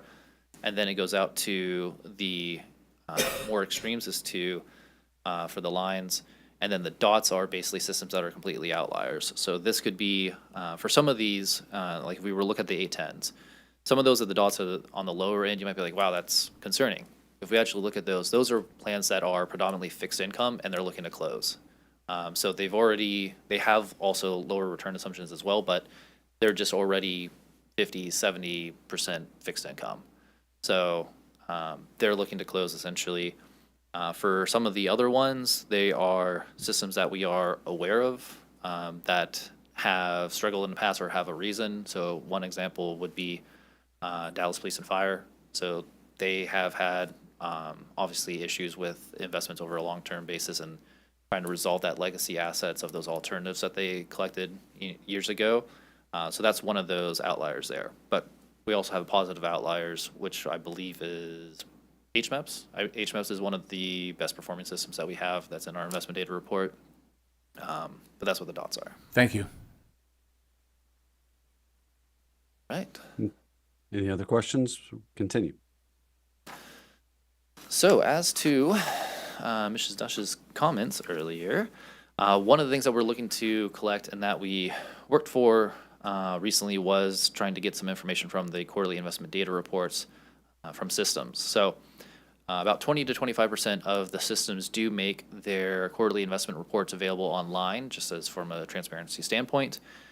So in these type of reports, they're very common in the industry just to have quarterly thing just showing performance, how systems doing. They can have a varying degree in data that is displayed there. So some of them may include fee information, risk information as far as standard deviation or volatility of the portfolio.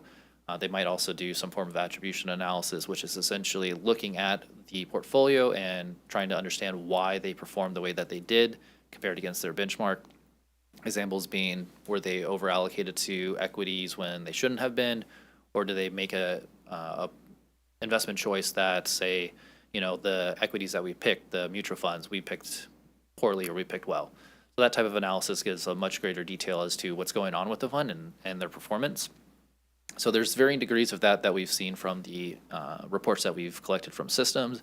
Now, of course, some systems on the larger end, they may manage their investments themselves, so they may not necessarily have those type of reports because they're doing a whole bunch of more internal stuff since they're managing it themselves. But we also requested from the systems if they could provide us any additional details that would sort of be provided in these type of reports or in anything else. And ultimately, we were able to get about 50 to 60% of the systems to respond to us and get those type of reports. And so, as Ms. Dush was mentioning earlier, this is not a mandatory thing. This was only a voluntary request from systems that we made because it's not required by statute.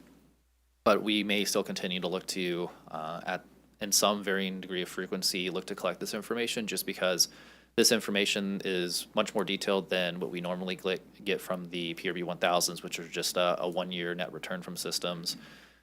So collecting this type of information can provide us a lot better detail into what's going on with the investments.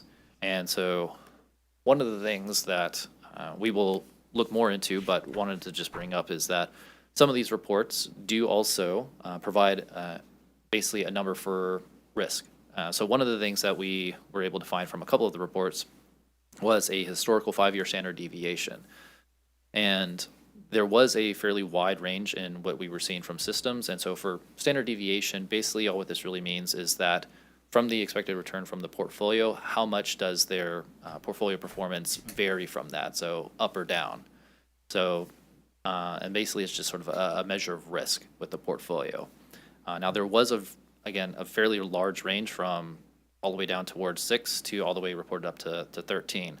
So the higher ones are a bit more concerning, and we'll be digging in more into that as we collect these reports and as we'll continue to monitor them.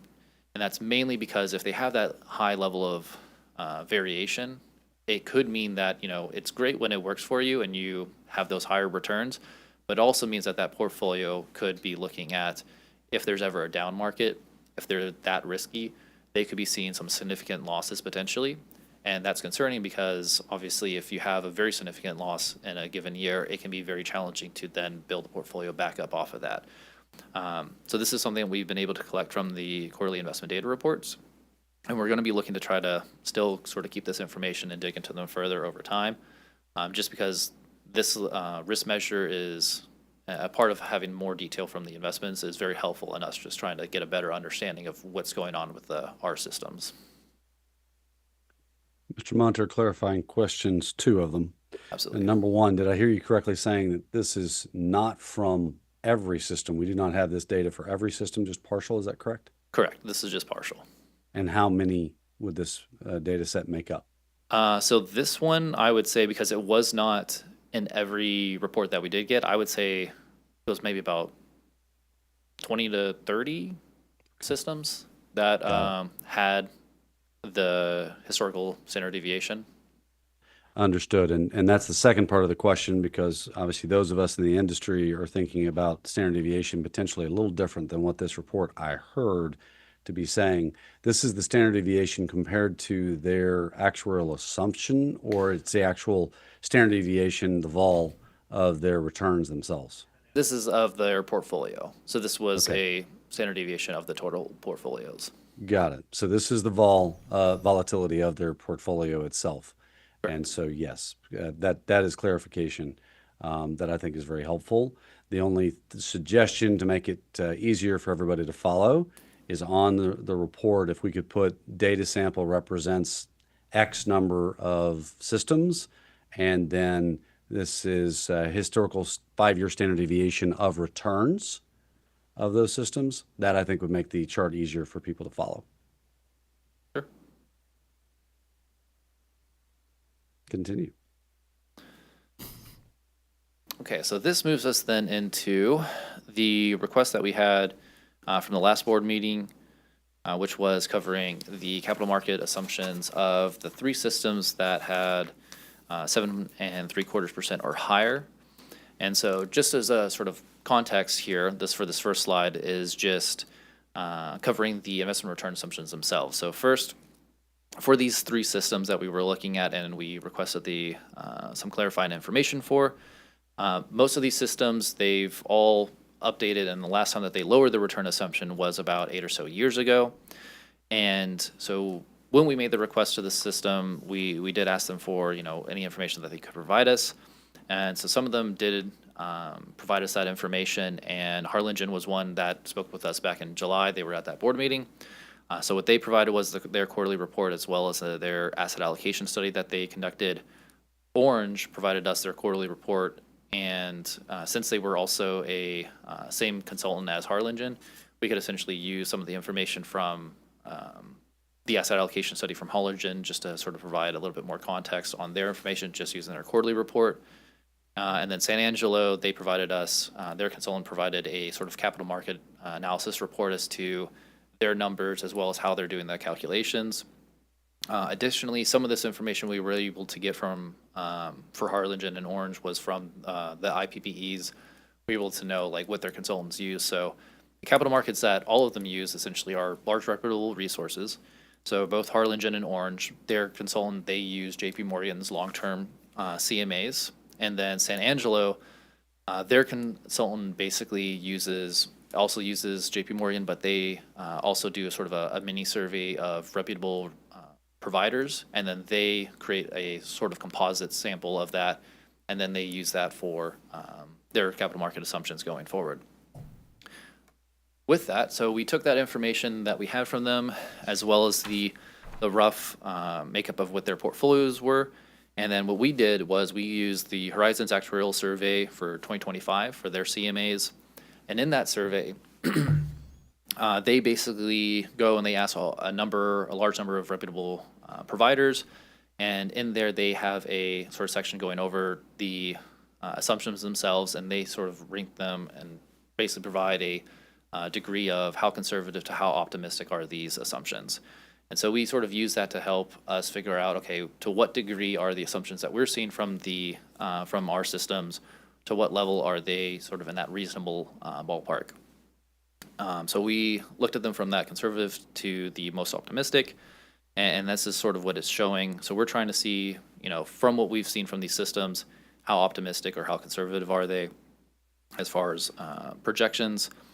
Now, with these, we then actually used the 20-year geometric average, as well as sort of looking at them and how they're going to do on that long-term basis for 20 years. And also just a little bit of additional context from the Harlingen numbers that they provided us with their asset allocation. The numbers that we were seeing here from our analysis is basically very close to what they had. So we think that for the most part, we're probably right in the ballpark for these projections here. But when we get down and we start looking at it, San Angelo, so they have a 7.8 return assumption. They're, from our numbers and the way that their asset allocation is, they're right at that sort of top end that we would say if we were looking at just the middle of the what's reasonable as far as optimistic to conservative. So they are definitely optimistic, but they're within that range. The Orange Fire and Harlingen ones, they are even at the sort of top end there from just based off of our calculations here. They are, since they're targeting 7 3/4, from our calculations, they probably should be a bit lower than that, just off of what we're seeing. So if we were to go off of what they're looking at, they're probably a little bit more than just optimistic. So all in all, what this really means is that most likely for these systems, and something that we've always said is that they're probably at the edge of what's reasonable and really should be looking at a lower return assumption. Mr. Zook, may I make a couple of comments? Please do. All right, so when you're looking at a range of 25 to 75% on these capital market assumptions, so when you're at the 75th percentile, that says you only have a 25% chance of making that return over the 20-year horizon. Is that correct? Well, okay, so that would be correct. So this is looking at, so in the horizons, from the conservative to optimistic, they have a 25th and 75th percentile. So this is looking at the range of the assumptions there from the survey Right. providers. Yeah. Right. So, again, when you're up at the 75th percentile, you've got, in my opinion, a very small chance of hitting that. And again, you said that these kind of parallel the results that you were seeing, at least for Harlingen. Right. Yes. So for Harlingen, they've set their assumption beyond a 20 or less. They have less than a 25% chance of hitting that number. So for the probabilities, I don't think it will actually be that level. So Yeah. just so the 25th and 75th percentile are the way that it's presented in the horizons. Probabilistically, I From the believe Harlingen. yeah, it's study. actually not that bad. It's more of probably closer to like 45, 47, 48%. Because this 25th to 75th range is what's provided in Horizons as far as What people are choosing. choosing, correct? Yeah. I guess I would just like to remind the actuaries who are working for these plans that, they are subject to actuarial standards of practice. And granted, these assumptions are chosen by the trusts, by the board. But the actuary has responsibilities, and in choosing assumptions, ASAP 27 talks about reflecting current and historical data. So one of the things for these plans, to me, what the benefit of historical data is if you've had an assumption in the past and you've always underperformed it, then my estimate is you're going to underperform it in the future. So if you tell me what the 50th percentile of your capital market assumptions are, I'm going to say you're going to shoot below that. So they should be setting an assumption below the 50th percentile.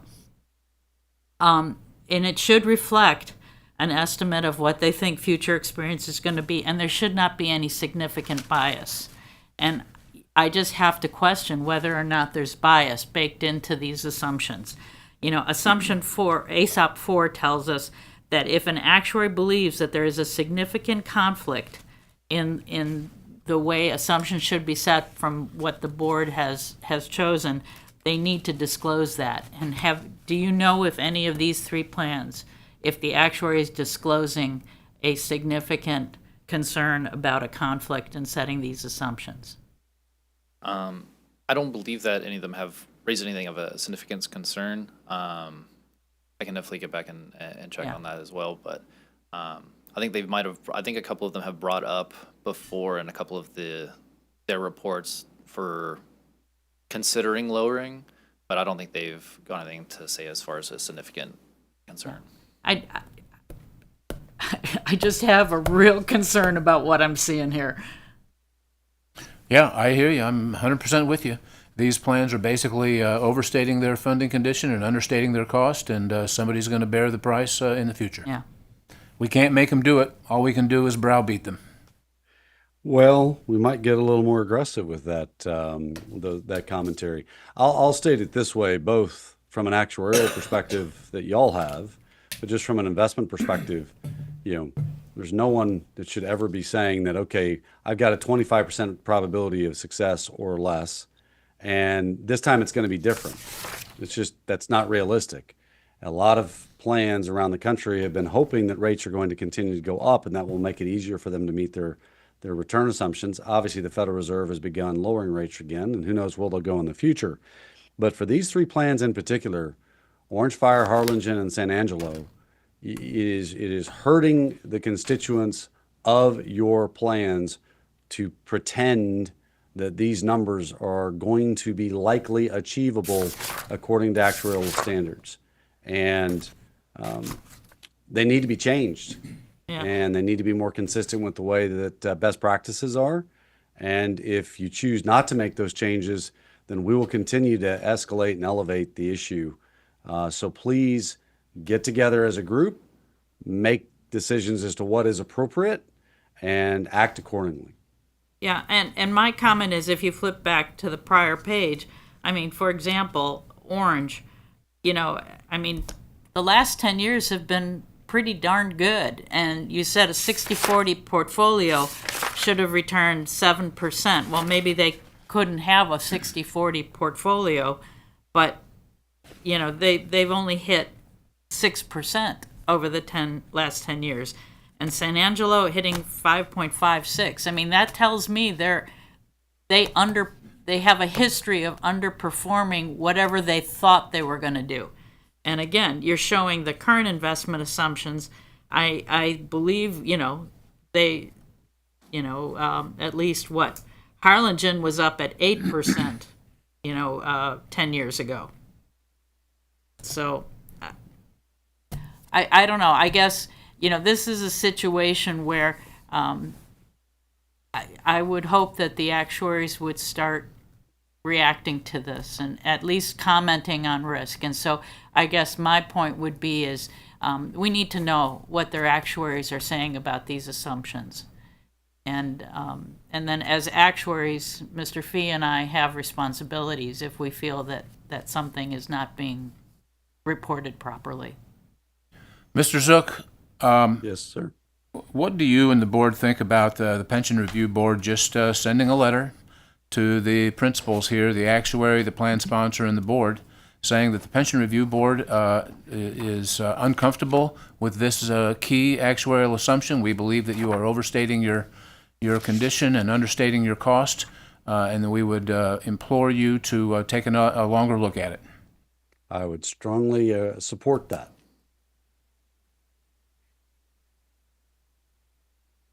Thank you.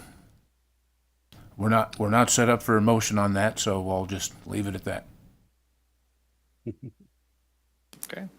Well, with that would conclude the investment data report because we've already addressed item 7B. Thank you. Any I other questions for Mr. Munter? I just want to say that I appreciate the deeper dive that we're doing into the investment function. Obviously, it's an important element to these retirement systems, and I appreciate all the information we're getting. Here, here. Anything else for Mr. Munter?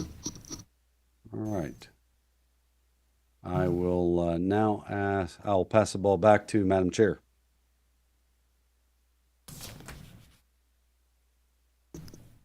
Thank you, Mr. Zook. At this time, we will move on to agenda item number 8, which is the Education Committee, and so I'll turn the meeting over to Ms. Dush. And at this point, I would like to call Jasmine Loomis to take us through section 8.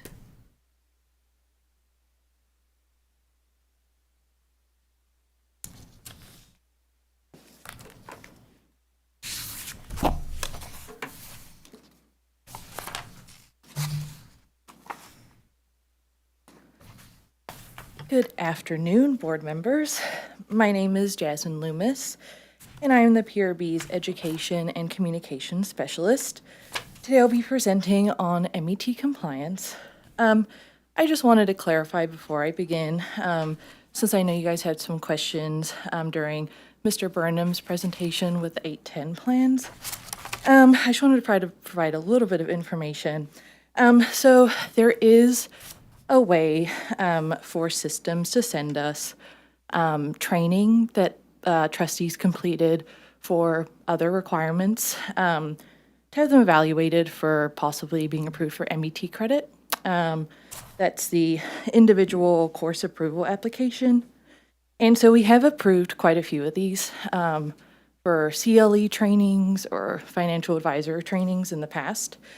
So there is that resource for trustees that hold these other positions. But they are almost always only approved for continuing education.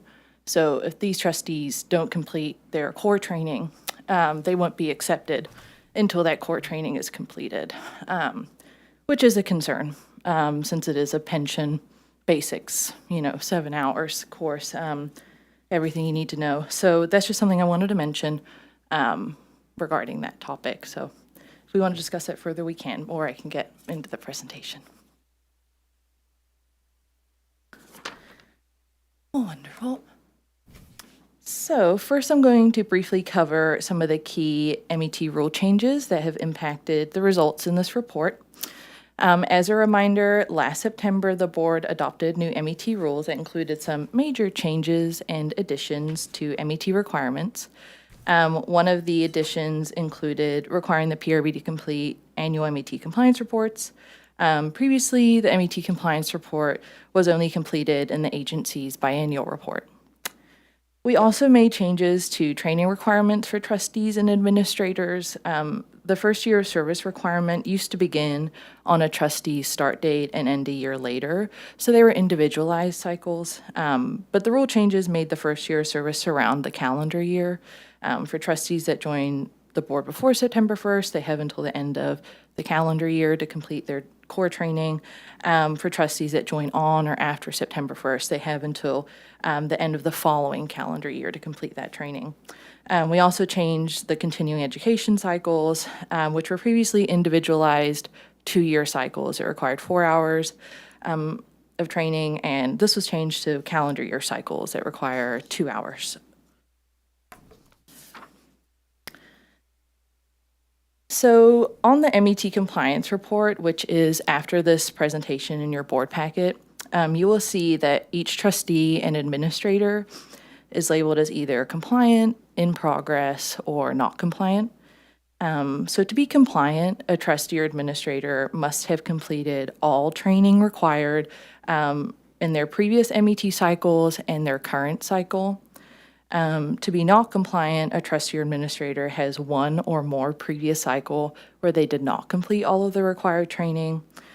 And trustees and administrators labeled in progress have completed all of their training for previous cycles, but have not yet completed training for their current cycle.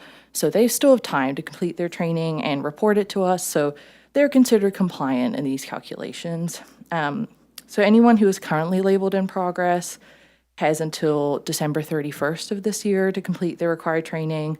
And come January 1st, they'll be considered not compliant until the training's reported to us, the training that they completed this previous year.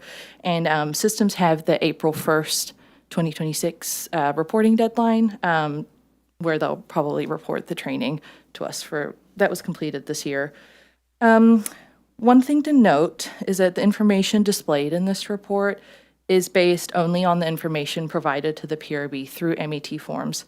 So information in the report may be inaccurate if systems have not sent us updated information on the two major MET forms.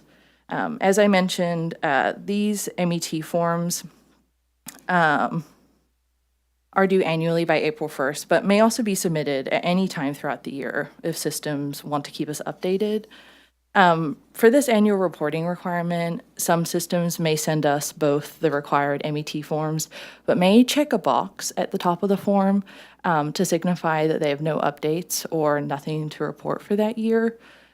These systems, therefore, are meeting the MET reporting requirement, but aren't actually supplying us with any information, which can lead to dated reports or dated information.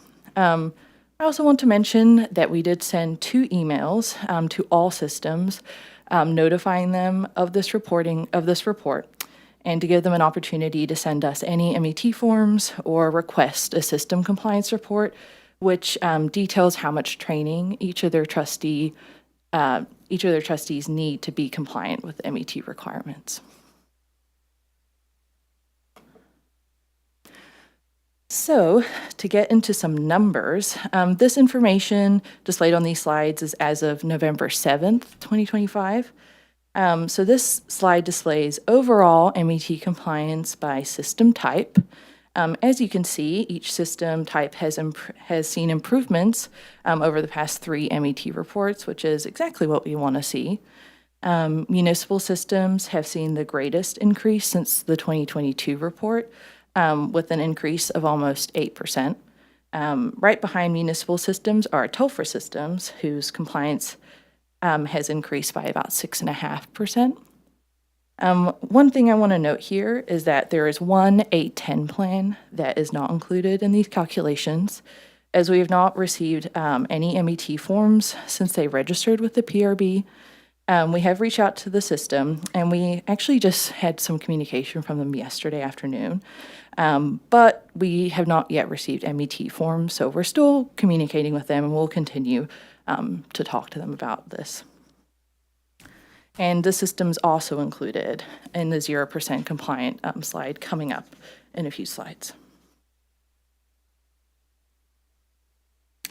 So on this slide, we are displaying overall compliance by trustee type. Here we do not display statewide or 810 systems because their board compositions vary in quite a number of ways compared to municipal and Telfer plans. As Mr. Burnham talked about earlier, like 810 plans may have boards that are fully made up of the sponsoring entity. And statewide plans aren't included as a lot of their trustees are appointed by the governor or are elected, so they don't tend to meet this criteria. So these systems are included to prevent any inaccurate data. So sponsor in this case are are mostly city members on the board.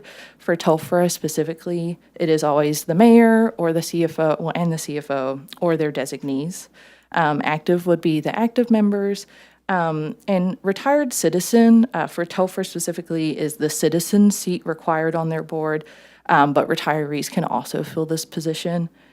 For municipal plans, it varies on their statute. Some have citizen and retiree seats, some are just one or the other. So for municipal trustees, all types of trustees are within about 7% compliance with one another, which isn't too much of a variance, but retired citizen members are slightly lower than sponsor and active trustees. For TELFRA trustees, active members have the highest compliance at about 79%, while over 20% lower is retired citizens at 56%. And 8% below that are sponsor members at around 48.5%. Ms. Dush, members, just an observation that this is more evidence that the TELFRA board governance arrangement is flawed, statutorily flawed, and needs to be addressed. Thank you.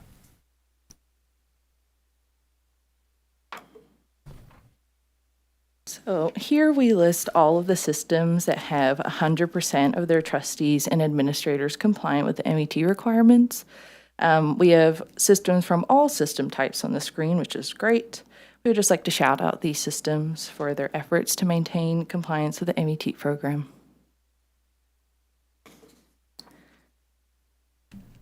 Here we display systems who have half or less of their trustees and administrators compliant with the MET program. Here the only system type not on the list are statewide systems. I'd also like to mention that a lot of these systems only have one person compliant, which is holding them off of the 0% list, and that person is usually the system administrator for these systems. But I did want to mention that. Madam Chair, I would like to suggest that the Pension Review Board this would be very simple, create a simple one-page award, put a little gold ribbon on it, and send it out to those with 100% compliance, and those board members can frame it and put it in those systems can frame it and put it in their offices. It'd be a source of pride for these plans. In other words, let's recognize those who are doing 100%. Perhaps it'll create an incentive for those who are not making this benchmark to do that. Are you thinking that it would be an annual award? Yeah, annual. Hit it for this year, hit it for last year. Then, if they hit it every year, they can line them up on the wall. Retirement systems get awards for funding, for administrative standards, for accounting standards, and so on. We can do it for these people. It'll become a source of pride and prestige. They met the Pension Review Board met requirements. They got a plaque to show for it. Thank you.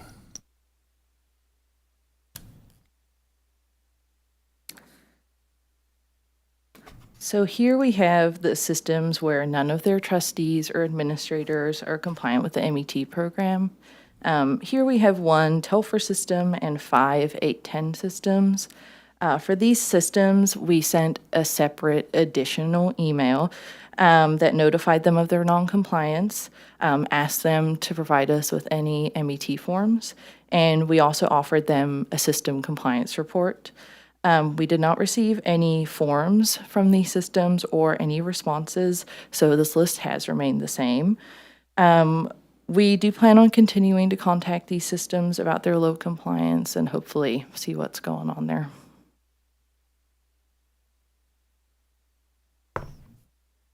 Madam Chair, again, is there anything that we can do to stimulate interest or concern that we have so much non-compliance in, fiduciary responsibilities here?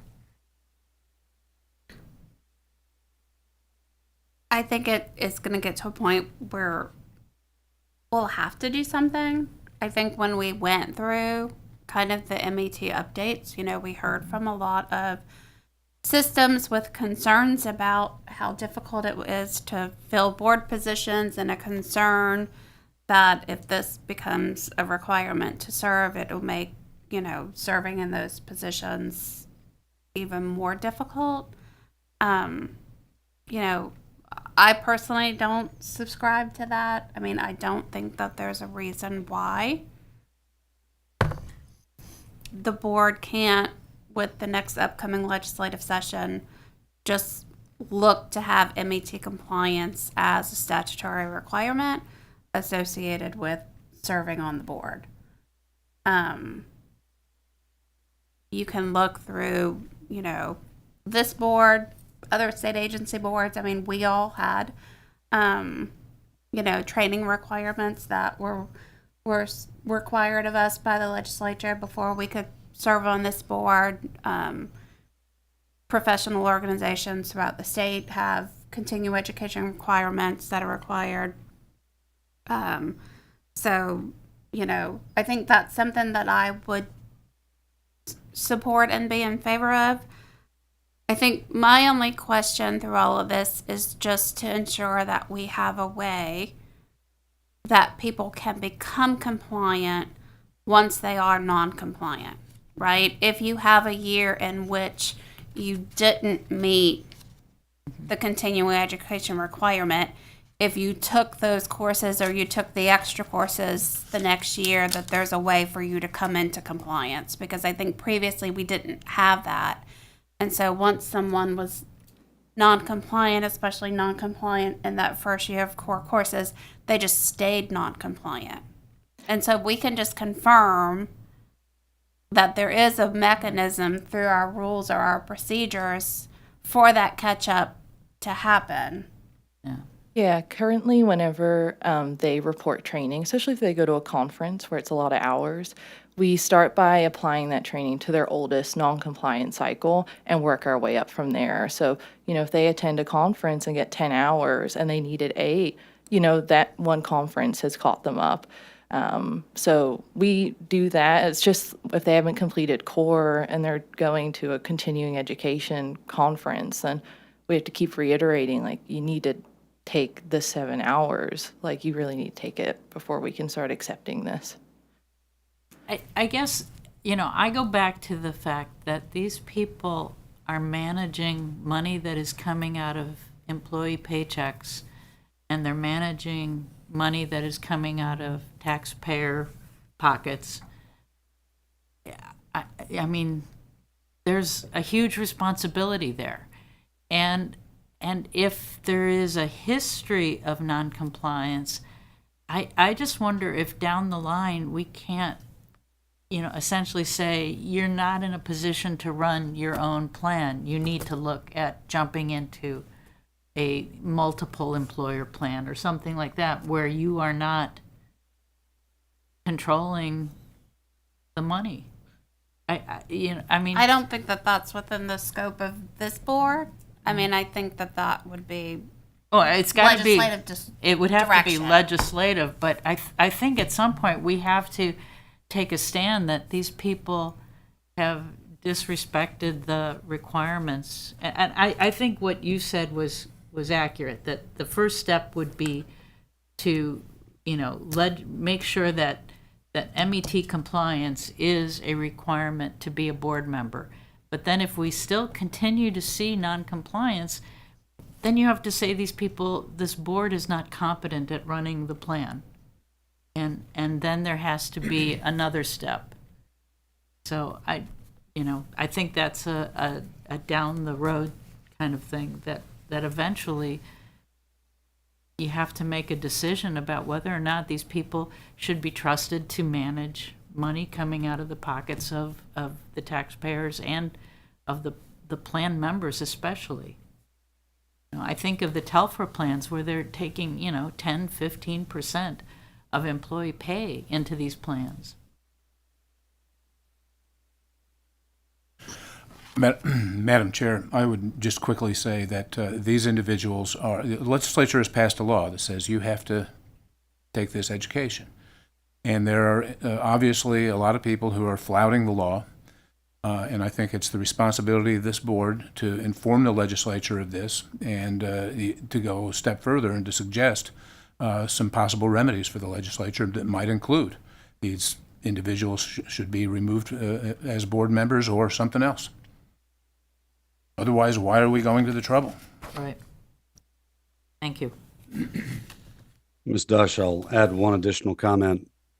That is, to all the board members that, say it's, or systems that say it's hard to recruit board members because you put these requirements on them. It is hard at times. Not going to, say it's not. But if you cannot get people to run the board the way it needs to be run on behalf of these people that are counting on their livelihood, then identify a pooled plan. And in many cases, you already have a system that you can go ahead and opt into. Right. That is better for everybody involved. Don't continue to be a lone wolf if you don't have anybody in your pack. I agree. It's a great point. They have an alternative. It's not, they're not the only game in town.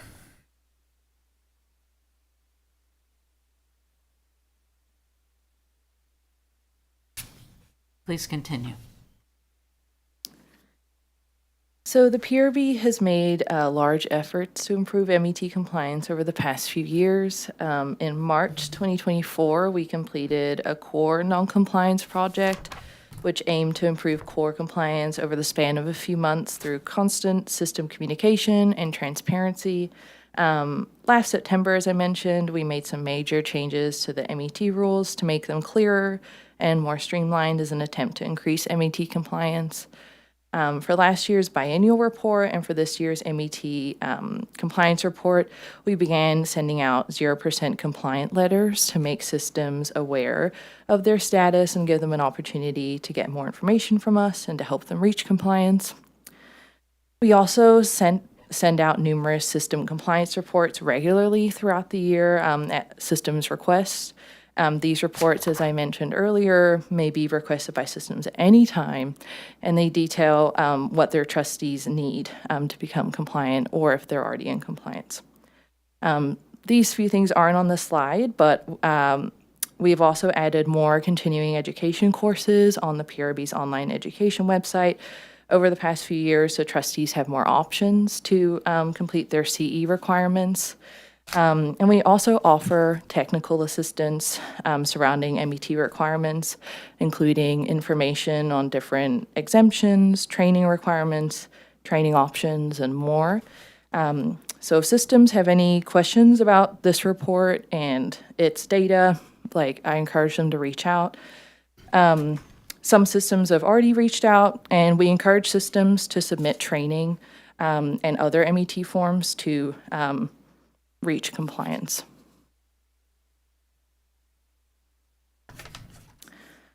On my last slide here, I highlight our future efforts to increase MET compliance.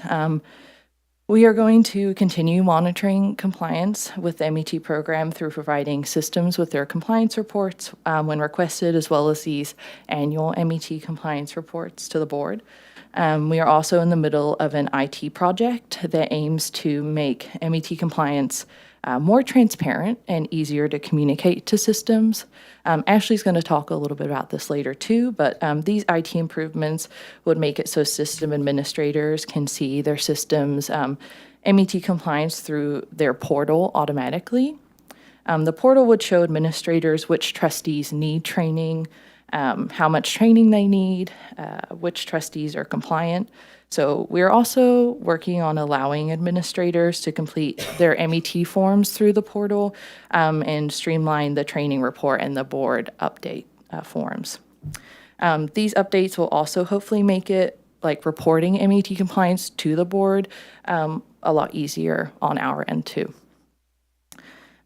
This IT project is ongoing and will continue to update the board with any new things coming up, but we think these additions would be a great boost to MET compliance.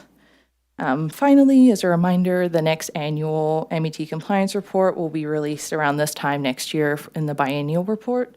But that is all that I prepared for you today, and I'm happy to answer any questions. Madam Chair, I have a question for you. With the discussion that we've had today, I do not believe we've scheduled an MET committee meeting for next year. Is that correct? I think with the preparation for the biennial that perhaps we do need an MET committee meeting where we could consider what we would want to request before going into the biennial, before going into the next legislative session. So the board would have to vote on any recommendations by the September meeting because we would need to have those approved to put in the biennial because it's due at the end of November. So that would be, publication of that would be in between two board meetings. So basically the September, I think it's September, it's late September, that we have a meeting scheduled. So a committee meeting would need to happen well in advance of that. So And that we want it to be after a little bit after the April 1 deadline, maybe 30 to 60 days after that. So it would be a June or July or August meeting. potentially, but I would also just say that with anything legislative, we need to provide, and we have in the past always provided ample opportunity for our stakeholders to provide input too. So if it's something the board wants to adopt, like we would want to know how our stakeholders feel about those recommendations and if they want to see us make any changes to them. But we can talk offline about timing of those things. Okay, thank you. Thank you so much.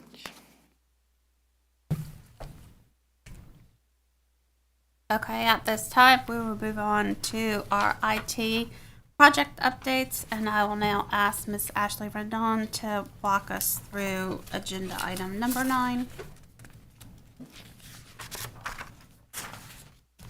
All right.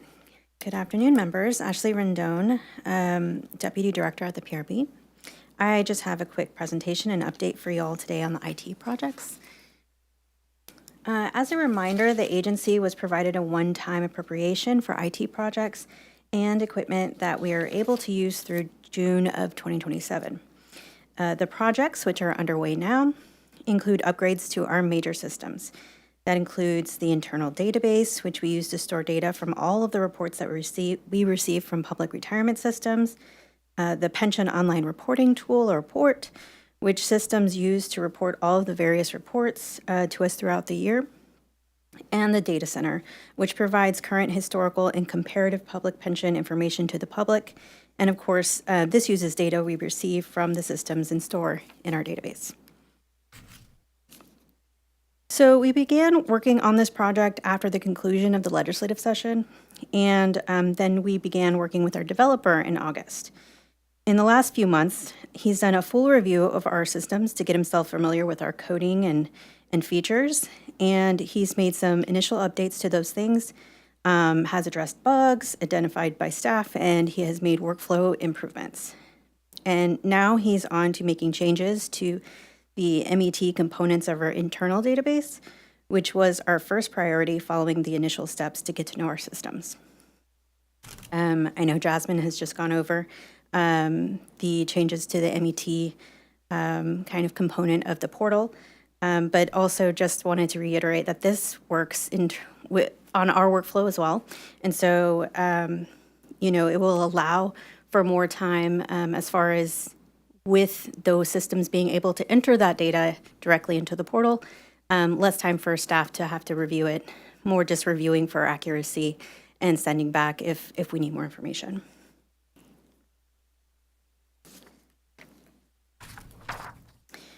And so going forward, we're continuing to work closely with the developer and providing him continuous feedback. He's making changes in an environment where we can easily test without making changes to our actual systems just yet. And then after that's been completed, and we've hopefully worked out any issues, the developer will push those updates to the live environment, meaning those actual systems will be changed. And this is all to say there are many changes that are happening right now, but not all can be seen externally just yet. And so when any changes are external facing, such as changes to the portal or data center, we will send out more information to systems and other stakeholders on the features and how to use them if it's regarding the portal. And we plan to continue to provide regular updates to the board until the projects are completed, but everything so far has been a positive experience for us. And so that concludes my update. If there are any questions, I'm happy to answer. Madam Chair, I just want to make a brief statement, and that is IT projects typically, in fact, are usually over budget and late. And about as long as I've been on this board, there's been an IT project underway, and it seems always to be on time and within budget.